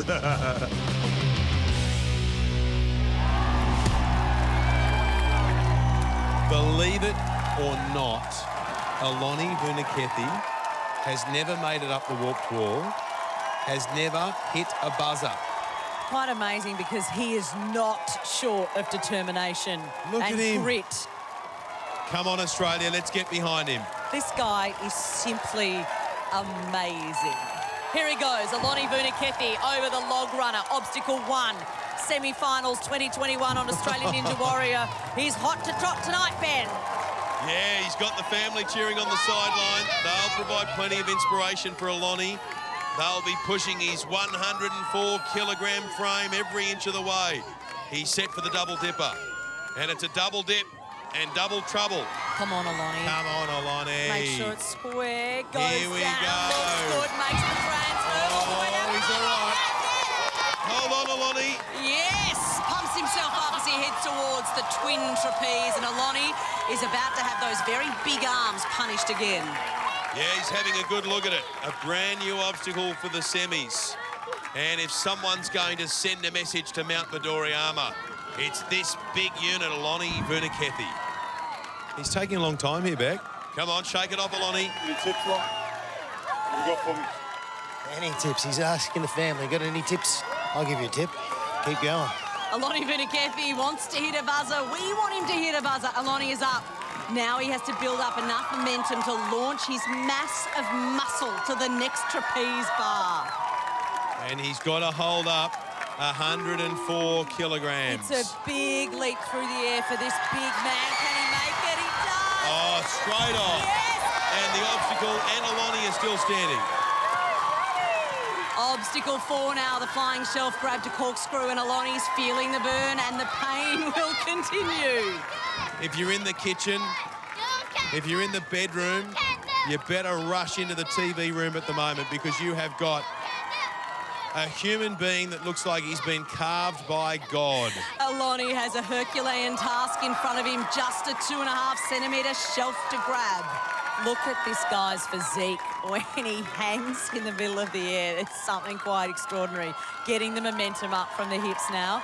He will transition very shortly to the shelf. Yes, oh, he looks sure then. Now to the corkscrew. Can Aloni out-muscle the laws of physics? He'll be fighting 104 kgs of pure force. He grabs it. Well done, Aloni. Hold on. This next lache is tricky. The shelf is higher than the corkscrew.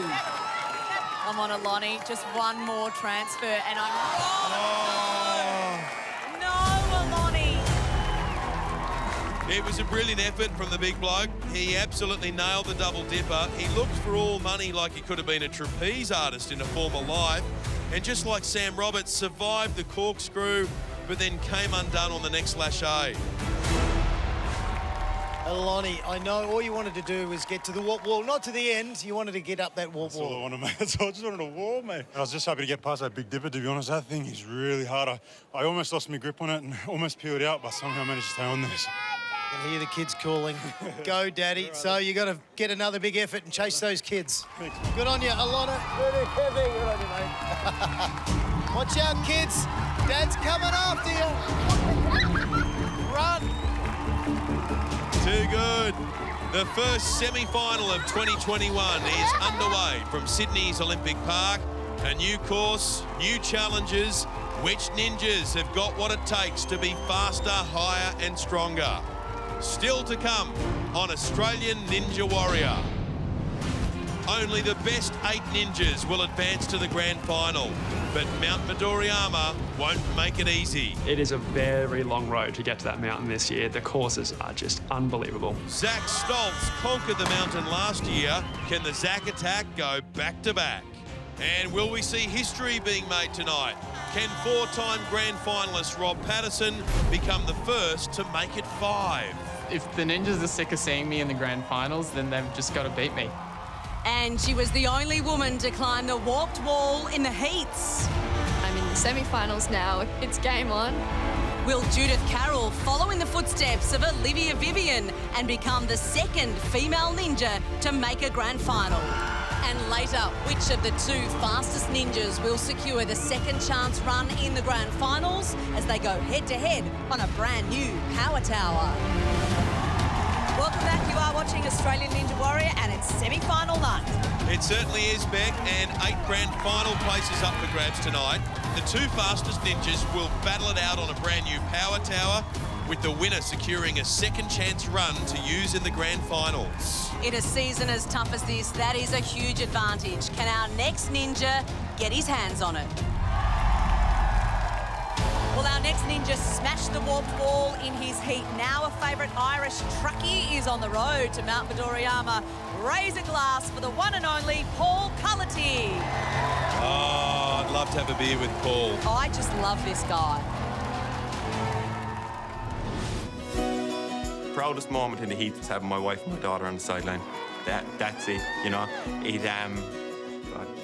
Like they're everything to me, and it just changed the run completely. To look at them, you know, I was ecstatic, like looking down on them because they're everything, you know. So Paul has a big run at the wall.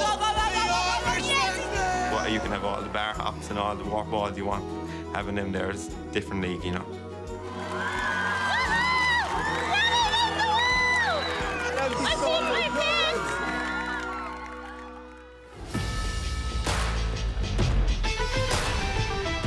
I definitely feel I have to prove myself, you know, because like there would be so many doubters. Who would think that a truck driving diesel fitter could get to the top of Mount Midoriyama, you know? But I'm here to prove them wrong, and I'm here to like show all the truck drivers and all them guys that you don't have to have all the fancy equipment or do all the fancy training to get there, you know. You just got to back yourself. Okay, and Paul's family couldn't be with him tonight, so we are taking Paul and reuniting him with his wife in far north Queensland. There is Alicia and baby Cora. Alicia, how proud are you right now? Oh, we are so proud of him. No matter the result tonight, we'll always be proud. He's our hero. We think he's a champion. We can't understand anything he says, though. It takes a few years. All right, Paul, get ready to shine. Here we go. Go, Paulie. You got this. Okay, Paul Cullity, let's do this. He'll be hoping to avoid a river dance over the log runner. And yes, obstacle 1 of 9 is done. Now the double dipper. Get this slightly wrong and it's game over. You have to time the transitions perfectly. We had a shock earlier when Rafaela Wiggett came off on this obstacle. The path to Mount Midoriyama is tougher than ever before. Paul has a little nervous smile on his face. He has to attack this with confidence, though. Here he goes. Come on! Oh, no, what happened? Just lost his hand on the bar. That's a shock. Paul Cullity should not have gone off on obstacle 2. I mean, take your minds back to the heat. He absolutely smashed it. He was up the warp wall in a blink of an eye, but here he is in the semi-final and he is bombed out on obstacle number 2. Oh, dear. Yeah, gut-wrenching for him. Let's look at the replay. He lost speed on the first dipper because the bar didn't seem to be even. He just didn't get the distance. One hand, it was only a pinky. The other one, he touched it, grabbed it, couldn't hold onto it. We know he'd rather have a drink than be in it. And Croft is with the Irishman. Oh, I'm devastated for you. I know you hit a buzzer in the heats. You had high expectations. What went wrong? Mate, I was cacking it, to be honest. What does that mean? To be honest, my legs went to jelly when I ran up there, you know. The big lights got to me. Oh, my God, I'm heartbroken, to be honest. Absolutely devastated. I'll just have to come back next year and prove that I can do it again. On your Paul, I'm sure he'll be back. But wow, it just goes to show there's not much between success and failure on this course. Make no mistake, Mount Midoriyama is sending a message loud and clear. Well, sometimes in the heats, it doesn't matter if you finish first or 19th. It's just about making the semis. Here's the quarry worker, David Bowd. I'm David Bowd. I'm a third-generation quarry worker. My grandfather worked in the same quarry that my father and myself work in right now. I pretty much make big rocks into little rocks. Rocks, rocks, and yet again, more rocks. I can move mountains.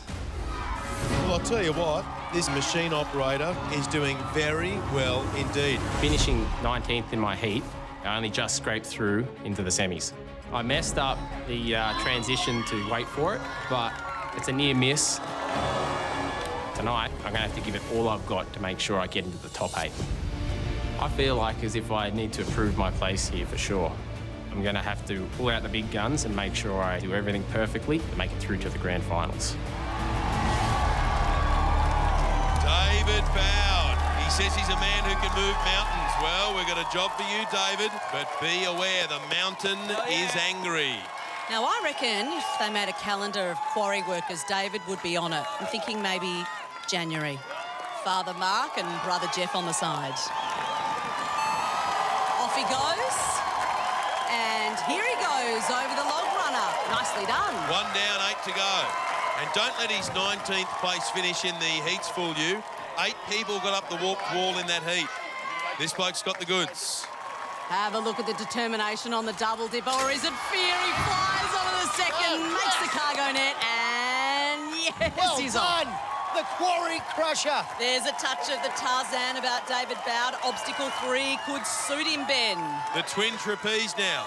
In his heats, on wait for it, he hung on and hung on. We know he's got grip endurance, but has he got the acrobatic skill? We'll soon find out.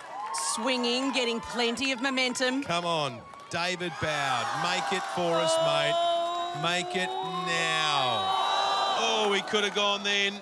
He has to commit. Come on, David. Yes, there it is. He stayed on this obstacle longer than he needed to. Will he pay a price for that later?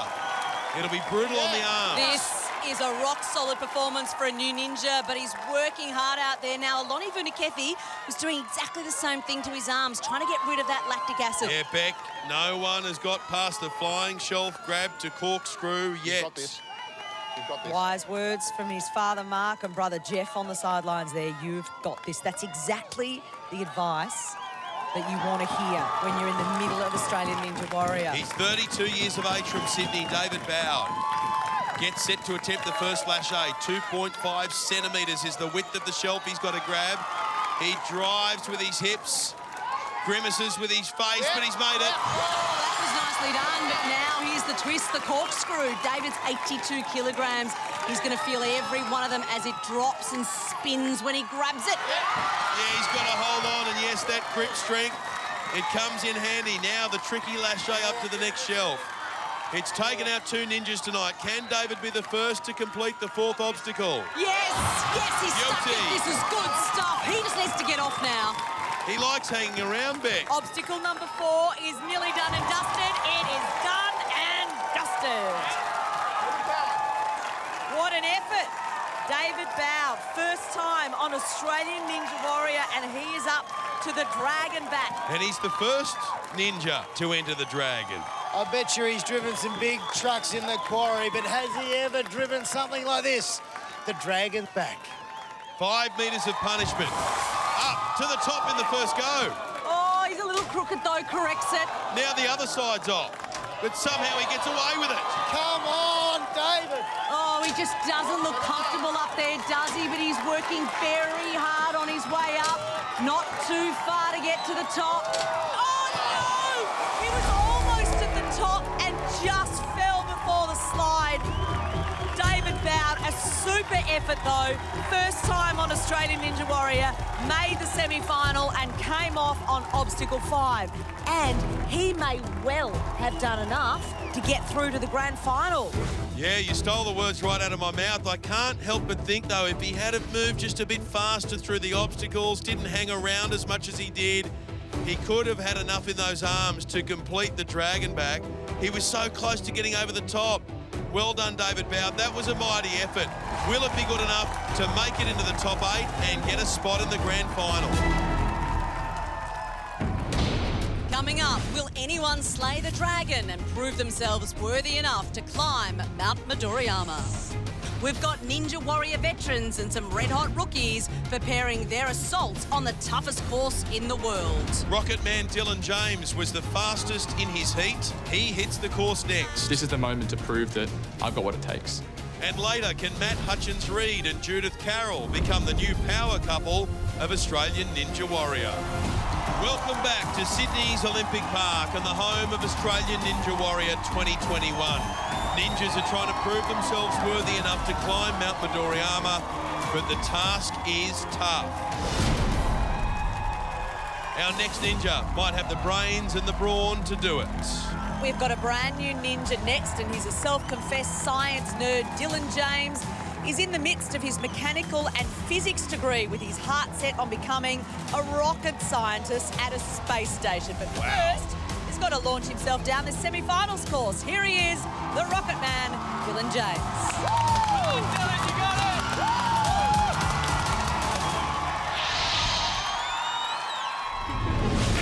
it! Being the Rocket Man is awesome. That is a great nickname to walk away with. I'm a fourth-year engineering and physics student at UTS. I looked at the Ninja Warrior course as a problem to solve. By understanding how objects move, such as pendulums, and the swinging motion that's required for lots of these obstacles, I really believe that that is a skill that can take me to the grand finals. Dylan James straight up the walk. He's done it! Hitting the buzzer is like nothing I've ever experienced before. So to hear that I had the fastest time of the night was amazing. I was not expecting to make it to the power tower. I've come in, really stirred up the competition, made my own way to the top, and proved myself against some other great ninjas that were in my heat. I am now obviously focused on the semis and the task at hand. This is the moment to prove that I've got what it takes. Dylan James launched himself into the ninja world. Can he rocket himself all the way down the course? His sideline crew will be hoping so, Croft. That's his dad, Rick, his girlfriend, and the friends, Lachlan and Ryan. He's got a fair few supporters in the bleachers as well. And I know where Dylan James needs a rocket tonight. Speed could be the deciding factor. No one's completed this semi-final course yet. It could come down to who's furthest fastest. Obstacle 1, all good. And obstacle 2, the double dipper, and Dylan will need to get his takeoff and launch just right. Should be no problem for a rocket scientist. He's one to watch, one of the new breed, who has what it takes to mess with the old guard. He means business. Yes, makes the first and the second. This is a solid start from Dylan. Well done. He makes his way to the twin trapeze now. And he says he likes solving the problems on the ninja course. He's being tested tonight. And there's plenty of physics involved here. And just have a look at the interesting technique here to get the momentum moving, side to side, now front on. This is it, though. He's got to commit. He does. Oh, my goodness. Straight well off that. done. He is making this course tonight look like a kid's playground. Well, things are about to get a little more serious with obstacle 4, the flying shelf grab to corkscrew. Just one ninja has completed this obstacle tonight. Oh, look at that one arm. Oh, well, that is a sign of confidence, total trust in his strength. Dylan starts his wind up, does it perfectly. Here comes the corkscrew. Here he goes. Come on, Dylan. Come on, mate. I want a perfect run from Dylan James. Holds on. Now, this lache, remember, is uphill. and it doesn't translate on the TV screen, but it's a big hill. He's a bit stationary at the moment. Now he kicks up the knees. Now he swings the hips. And now he gets ready. Yes. That explosive power from his hips is exactly what he will need on the next obstacle, the dragon back. Only one person has reached this obstacle so far, Beck, David Bowd. And now the Rocket Man, Dylan James, is living up to his name. He's got here a minute faster than David Bowd. Can he be the first to complete it, though? Beck, I really want to see him get through this. Well, he's up, a little crooked. Makes it a lot easier if you can keep that bar level. Another one in. The ninjas on the dragon back, they want to get off as soon as possible because it takes so much out of the body. First time ninja. He's the Rocket Man, and he's about to fly over the dragon. Oh, no. Oh, no. Okay. He's making hard work of this. He's halfway along the dragon back. Changing his grip a little bit. That is a wise decision. Oh, come on, mate. Up, Rocket Man. Keep going, Rocket Man. He's almost to the point now where David Bowd fell. If he can get to the top, I think he'll be all right. He's just been on this obstacle now, though, for about 40 seconds. Yes, he's up the top now. Oh. He's down.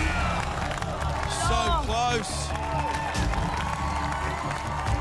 We warned our ninjas. Mount Midoriyama wants revenge this year, and their semi-final course is certainly offering plenty of that.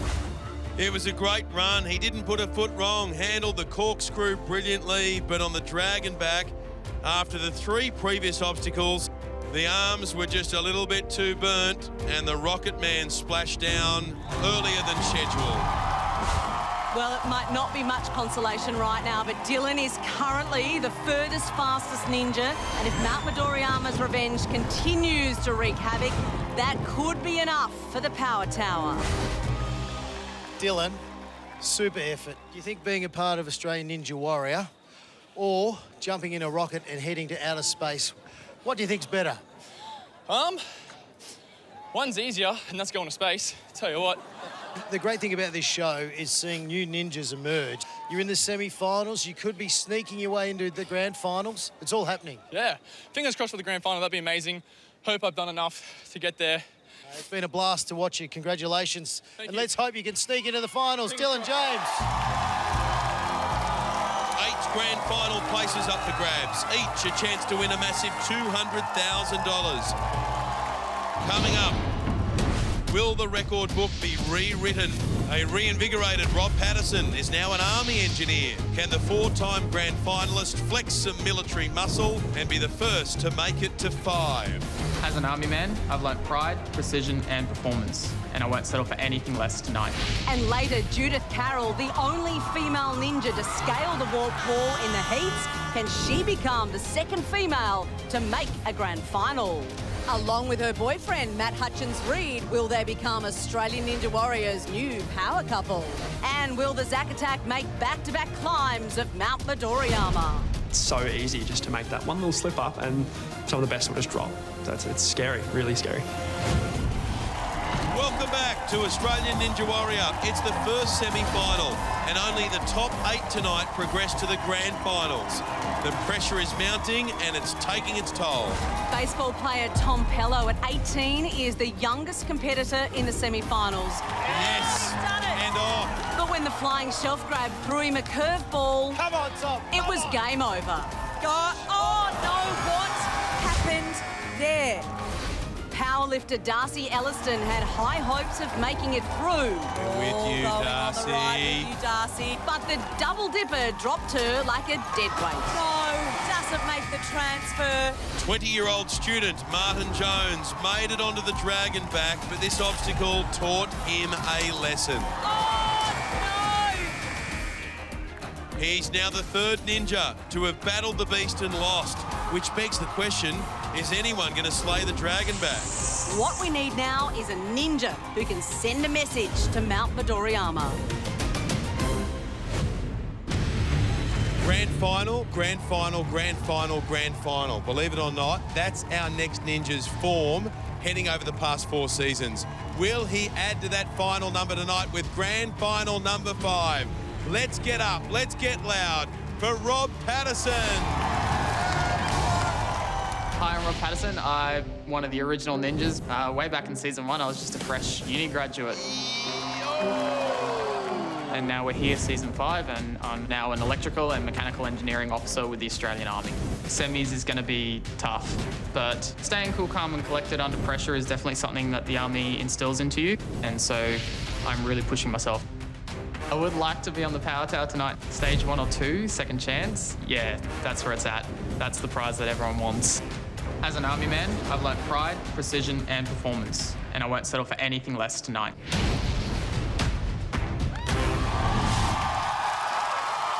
Rob Patterson, come on now, this is about to heat up.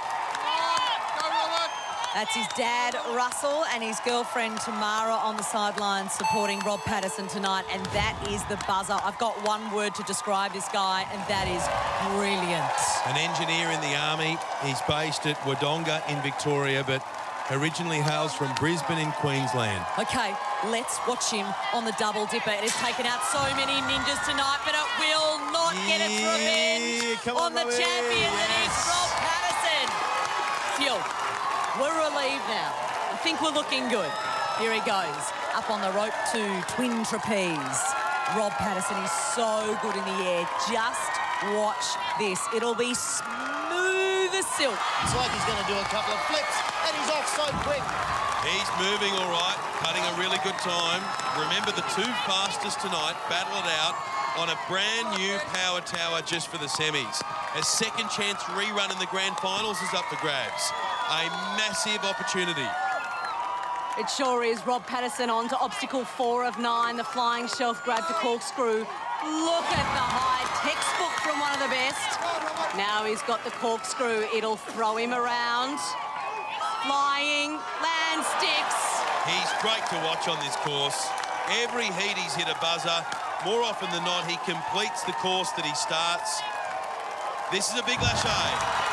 Robbie boy is putting on a show tonight. Oh, he sure is. Crawford loving it. He always does, but he has never faced the dragon back. And I have to say, he's looking a little spent. You're right, Beck.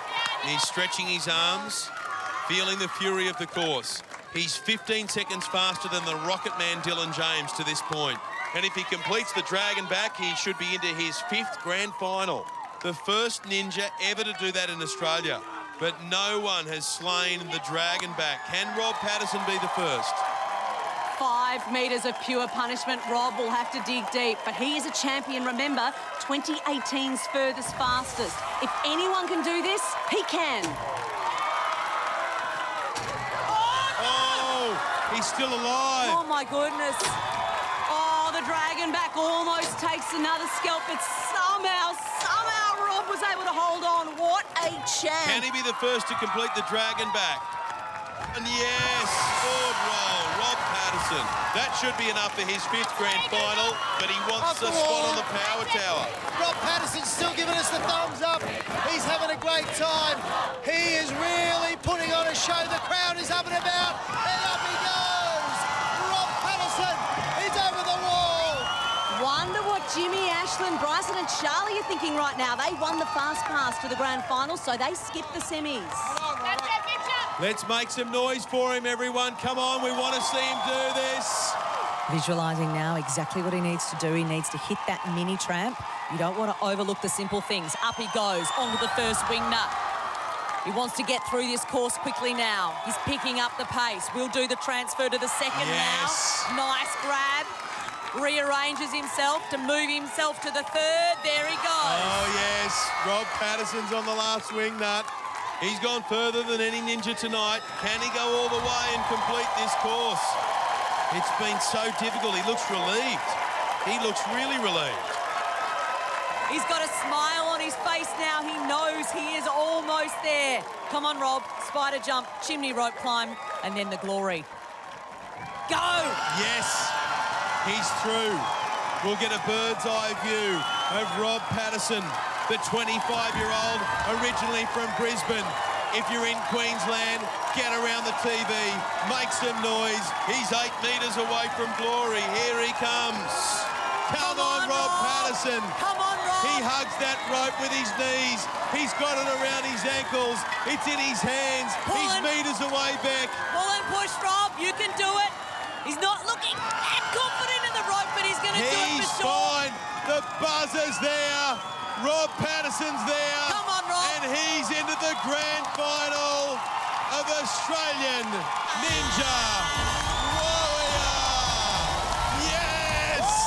Rob Patterson! That is now 5 grand final bursts for Rob Patterson. You are unstoppable, Rob. Well done. Mate, we've got to ask you, how does it feel to be a 5-time grand finalist? It's just awesome. It's an amazing feeling. Well, you've got a ticket on the Power Tower right now. Get amongst it, big guy. How good's this bloke? He's just smashed it all the way into the grand final. Rob Patterson, you legend. Well, he deserves to be in the grand final. As expected, he was silky smooth through the air. But what happened on the dragon back?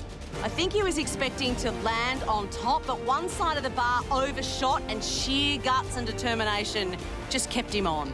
Rob Patterson not only slayed the dragon back, he slayed the course, and now he has the #1 spot on the Power Tower right above Dylan James.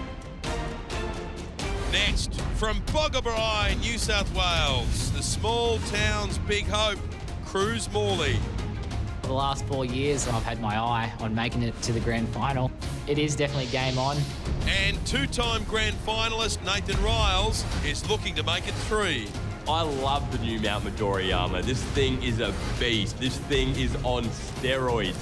You've just got to send it. It's the semi-finals of Australian Ninja Warrior.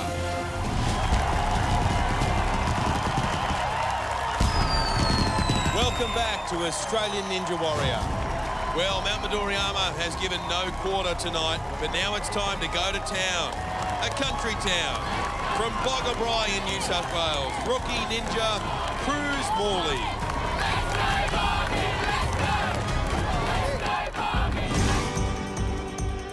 Making it to the semis, it's a dream come true. When I went back to Boggabri, a lot of people came over and just said, "Hey, Boggy Ninja, how'd you go?"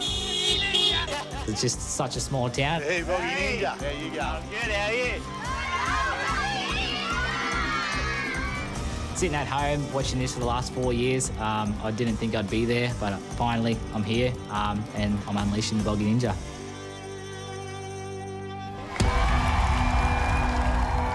When I ran out in the heats, there was just so many things going through my mind.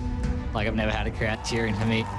My family on the sideline, they've been very supportive, and for them to make it from 7 hours, drove all the way up, it was just, pretty proud of them to be there and support me. And then Ben Paulson, seeing him in the audience, it's pretty incredible. Oh, little miss. I didn't even think I'd make it to the semi-finals. Coming in as a rookie, I thought I'd have a lot of pressure on me. Just seeing my heat, it was so many top guns in there. Now Olivia Vivian races that ring, She's gets quick. it. No problem for Bryson Klein. Yeah, no, I didn't even think I was going to even make the semis, but here I am. I made Boggabri proud in the heats. I'm here tonight to make him even prouder in the semis. Let's go, Boggy Ninja! Woo! Hey,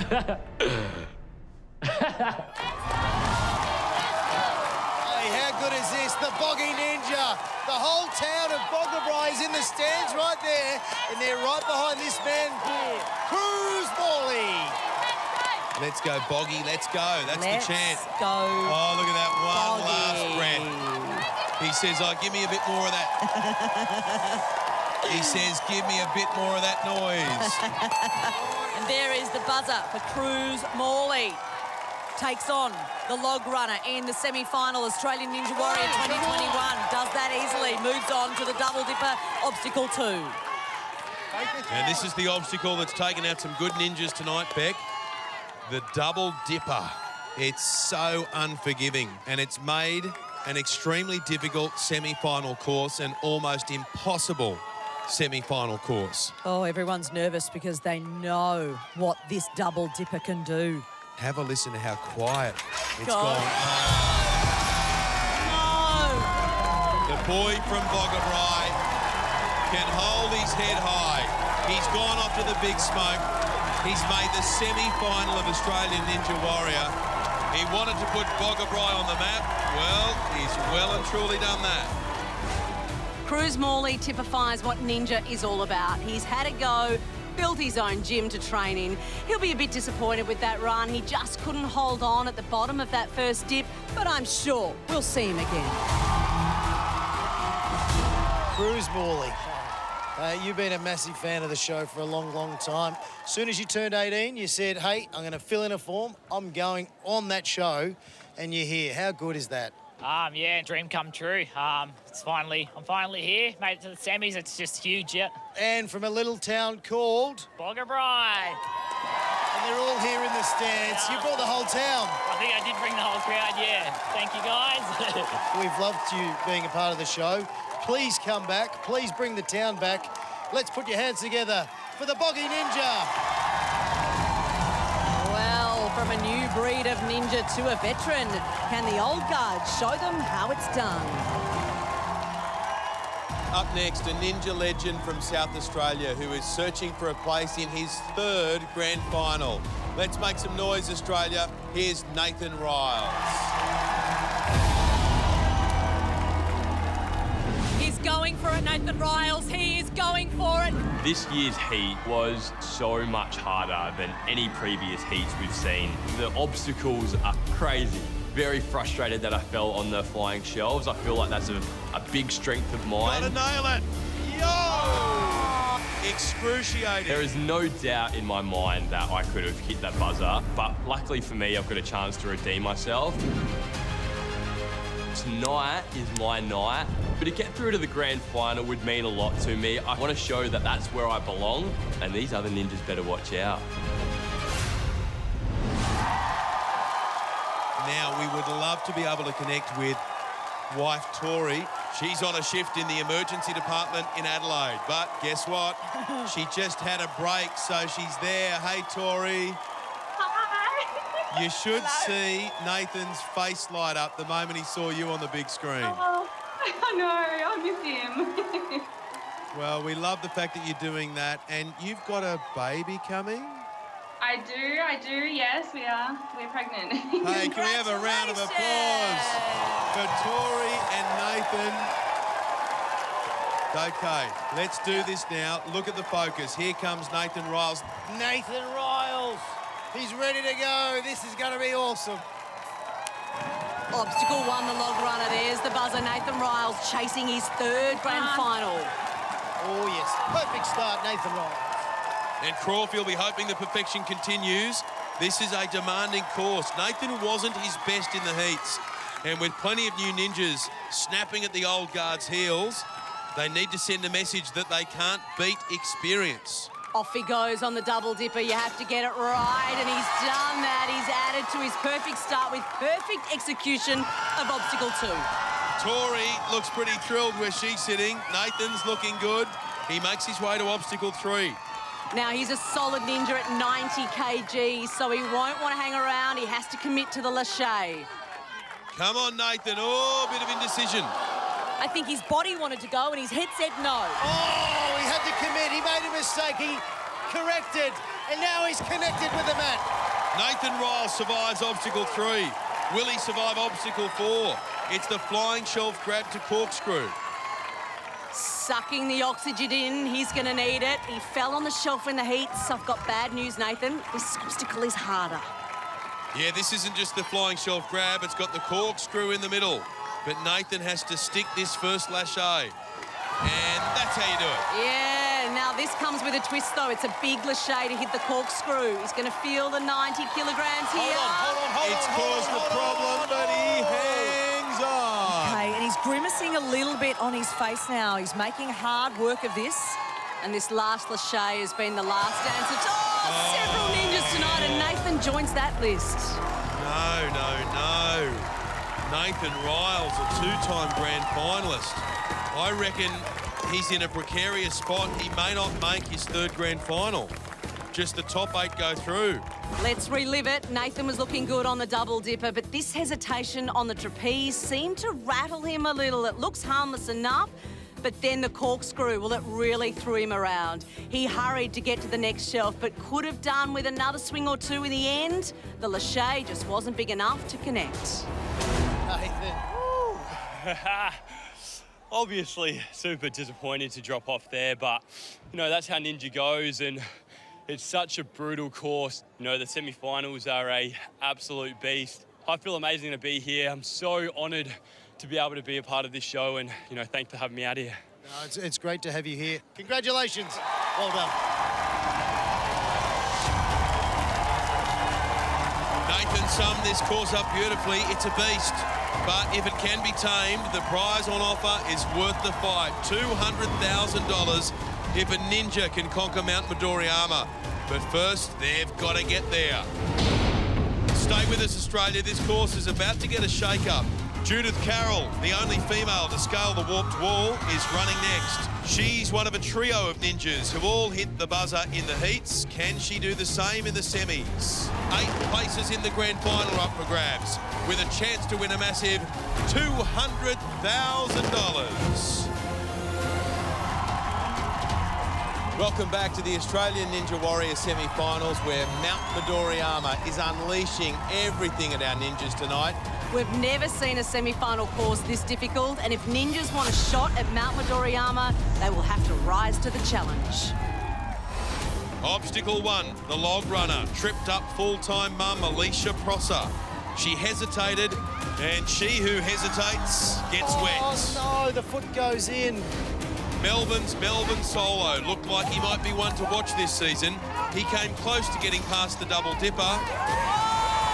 He made a splash on the course, but not the way he wanted. Oh no, he's flipped out and Solo's gone down the drain.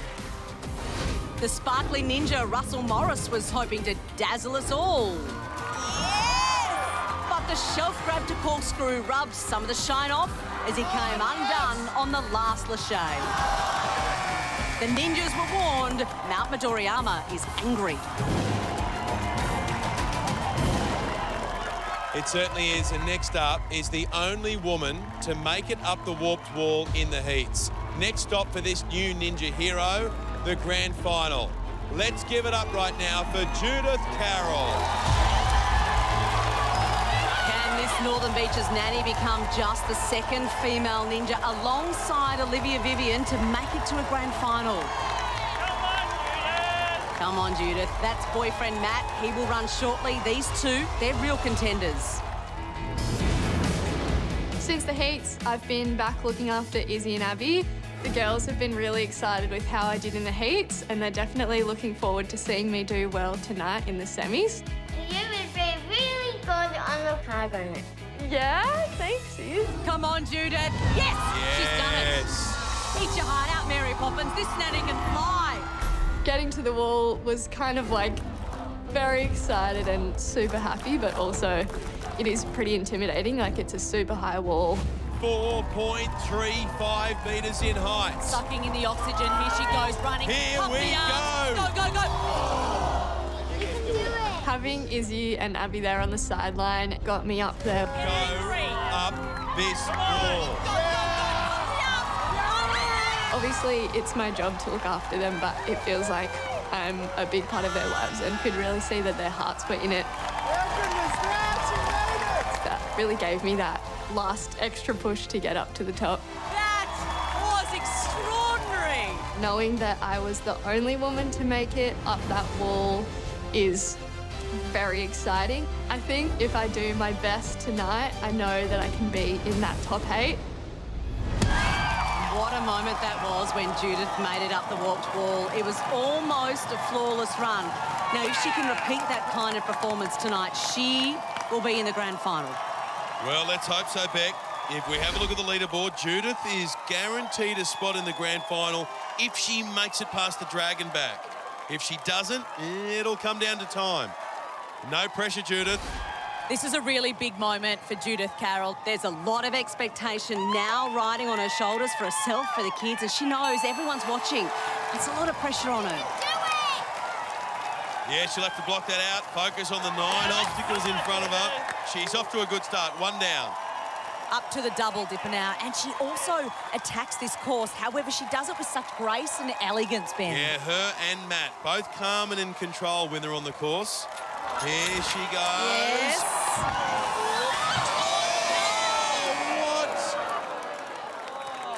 Good job,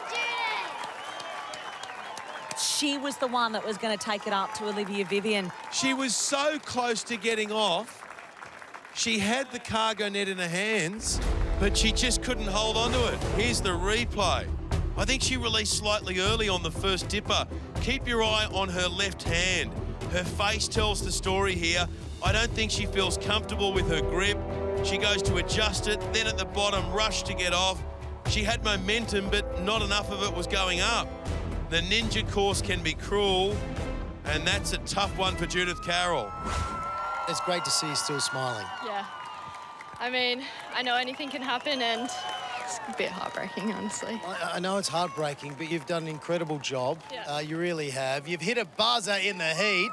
You should be so proud of yourself. Put your hands together for a superstar, Judith Carroll. Well done. Thank you. Good on you. She was good, but sadly for her, though, she will not be making it to the grand final. Certainly made an impact and her mark this series. Next on Australian Ninja Warrior, the final power tower spots will be decided. Rob Patterson in pole position, the Rocket Man Dylan James second. But if I was one of them, I'd be nervous. I would love to get a fast time and a buzzer tonight. Coming up, we see Ninja legend Zach Stoltz. There is a lot more pressure. The course as a whole is just ridiculously difficult. But that's not to forget all the rookies out there. Like, they are coming in hot.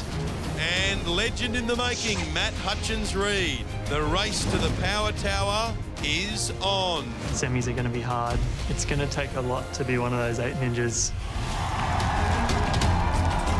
Welcome back to Australian Ninja Warrior. Tonight, just 8 of our furthest, fastest ninjas will get through to the grand final next week. The competition is as fierce as it gets. On the course now, Matt Hutchins-Reid, touted as the one to watch this season. And he makes that tricky last lâché. It's a big ask, that one, but he does it nicely. Finds the safety of the mat. Obstacle 5 now. Just look at Judith on the sideline at the moment. She's pumping him up, getting behind him.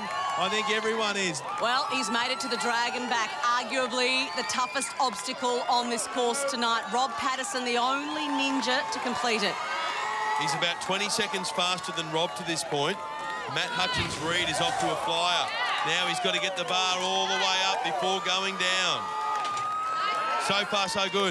Watch this one. I'm telling you, this guy's got the gears. Making a good time. He's got the stuff. Oh, I'll tell you what, we have a contender right here. First time ninja. You're 100% right, Crawf. He's been flawless as he gets to the top. Spoke too soon then, but calmness is the key. No panic. If he can clear this obstacle, he's into the grand final. Not rushing. And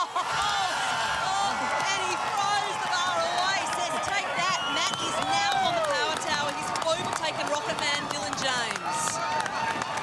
Ninja royalty watching on there. They must be thinking, who is this ninja newcomer who's come to take the crown? He claps his hands together and launches Matt, himself at the wall. Yes, Matt. Go, Matt. Up the wall. And now neck and neck with Rob Patterson's time. What an effort from a new ninja. The paramedic is killing the course. It's now obstacle number 7 for Matt Hutchins-Reid. Just setting himself up for the wing nuts now. This guy's going to go all the way. I think all of Australia at the moment is just hoping that they see him knock over these next 3 obstacles. He's even smiling at the moment. Look at him.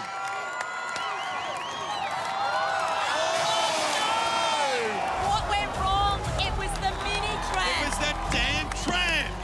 It's funny because you nail every other element to this course and then you forget about the dreaded mini tram.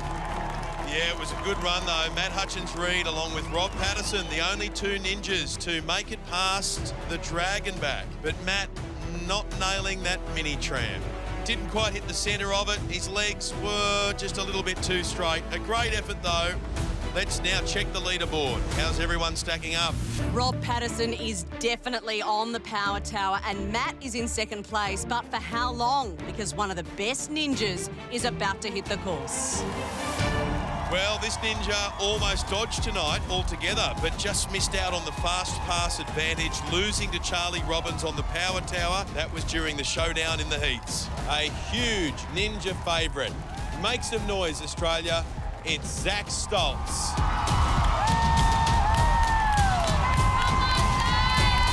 Zach Attack is back.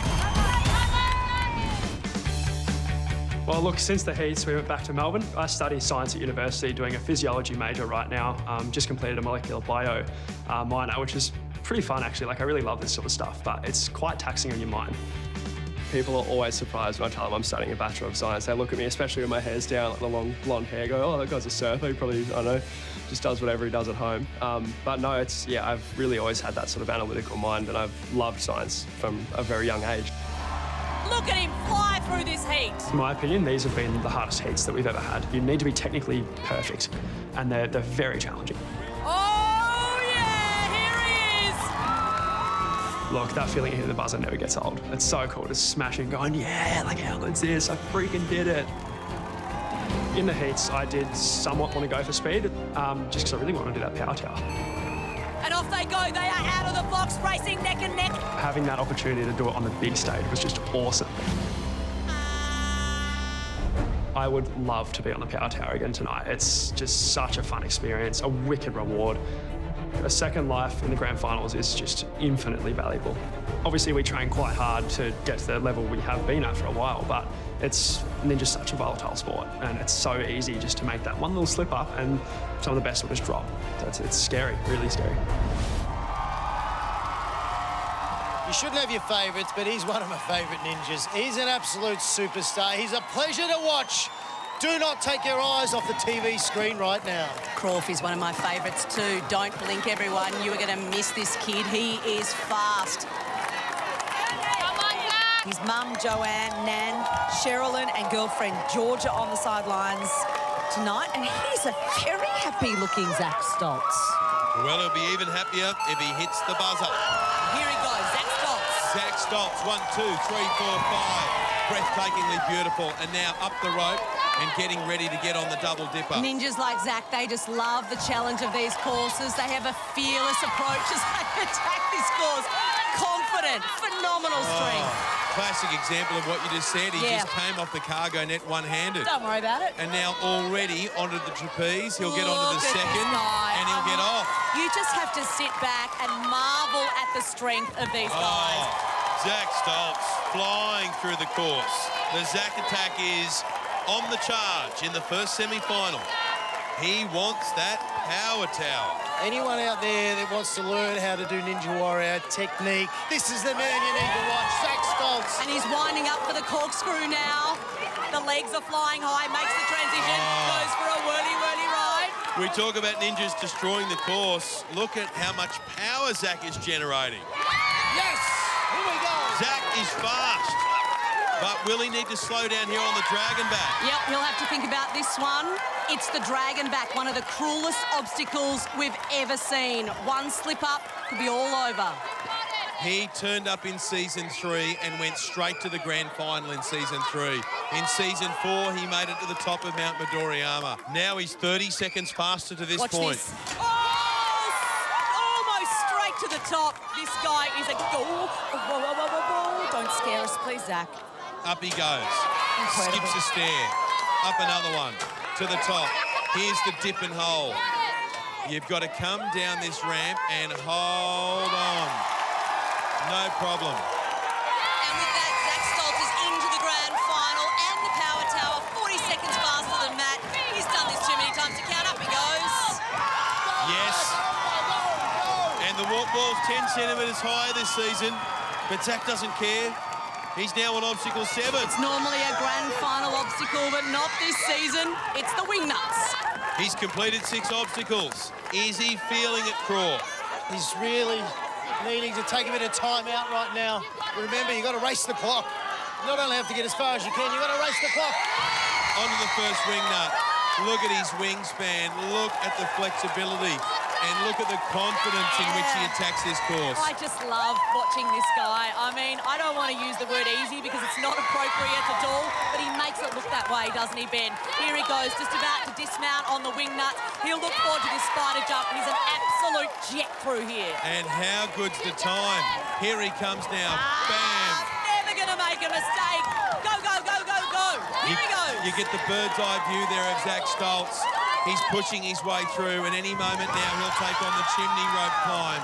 That's 8 metres to the top, and a buzzer waits for him. Zach Stoltz walking up, checking out the rope. It's the last obstacle. His arms, no doubt, will be feeling it. I mean, he climbed Mount Midoriyama last season, remember? But that wasn't immediately after doing 8 obstacles. And now he starts to push and pump his way up. Here he goes, just working out his leg. A little bit of difficulty in the chimney, which surprises me. He doesn't have to worry about his time here, Beck, because he's more than a minute faster. Can you believe that? More than a minute faster than Rob Patterson. We're witnessing an incredible Australian Ninja Warrior run. Up he goes. He's up there, Beck. This is no surprise to us. Zach Stoltz, he summited Mount Midoriyama last year. Come on, Zach. Goes through the Come on, Zach. Yes. Yes. Zach Stoltz makes it into the grand final for another year. You are a champion, Zach Stoltz. And he's a fast one. 1 minute, 17 seconds faster than Rob Patterson. Ouch. How challenging was this semi-final course for you, Zach? We know you're a gun. Oh, thank you. Look, I was looking at the start knowing that it was going to be surprisingly taxing. I think a lot of people were thinking, oh, this should be easy. There's lots of fun obstacles, but they don't look necessarily difficult. But the thing people don't understand is there's 9 of these in a row. And so while you may be able to compete on 1 or 2 in a sequence, this is just a whole new level. Zach, we know you lost your dad a few years ago, and you've got some very special women here with you tonight. Just tell everyone about the women in your life who are here supporting you. Oh, I'll be nowhere without them. They've screwed my head on, they've kept me strong. They've put me here, basically. Yeah, it's just amazing to have them. And Zach, final question for you. Can you go all the way this year? Oh, look, I'd like to think so. Look, hopefully we get the chance, but for me, I'm just going to keep going as far as I can. So we'll see how it plays out. What do you reckon, folks? You reckon he can go all the way to the top of Mount Midoriyama? So put your hands together for Zach Stoltz. And that may well be one of the best ninja runs we've ever seen. Zach Stoltz dominated the course from start to finish. His performance worthy of Olympic Park. He's faster, higher and stronger than ever. And that was a gold medal run from beginning to end. Zach Stoltz. He is the one to beat this year, and he's just put every other ninja and an angry Mount Midoriyama on notice. Let's have a look at who has made the grand finals and who is going to battle it out on the power tower. In first place by more than a minute, Zach Stoltz, followed by Rob Patterson, the only 2 to complete the course tonight. New ninja Matt Hutchins-Reid finishes 3rd, but sadly his girlfriend Judith Carroll misses the cut. Those who made the Dragon back all progressed, but look at how tight the cutoff was. Just a few seconds in it, but Nathan Riles goes through.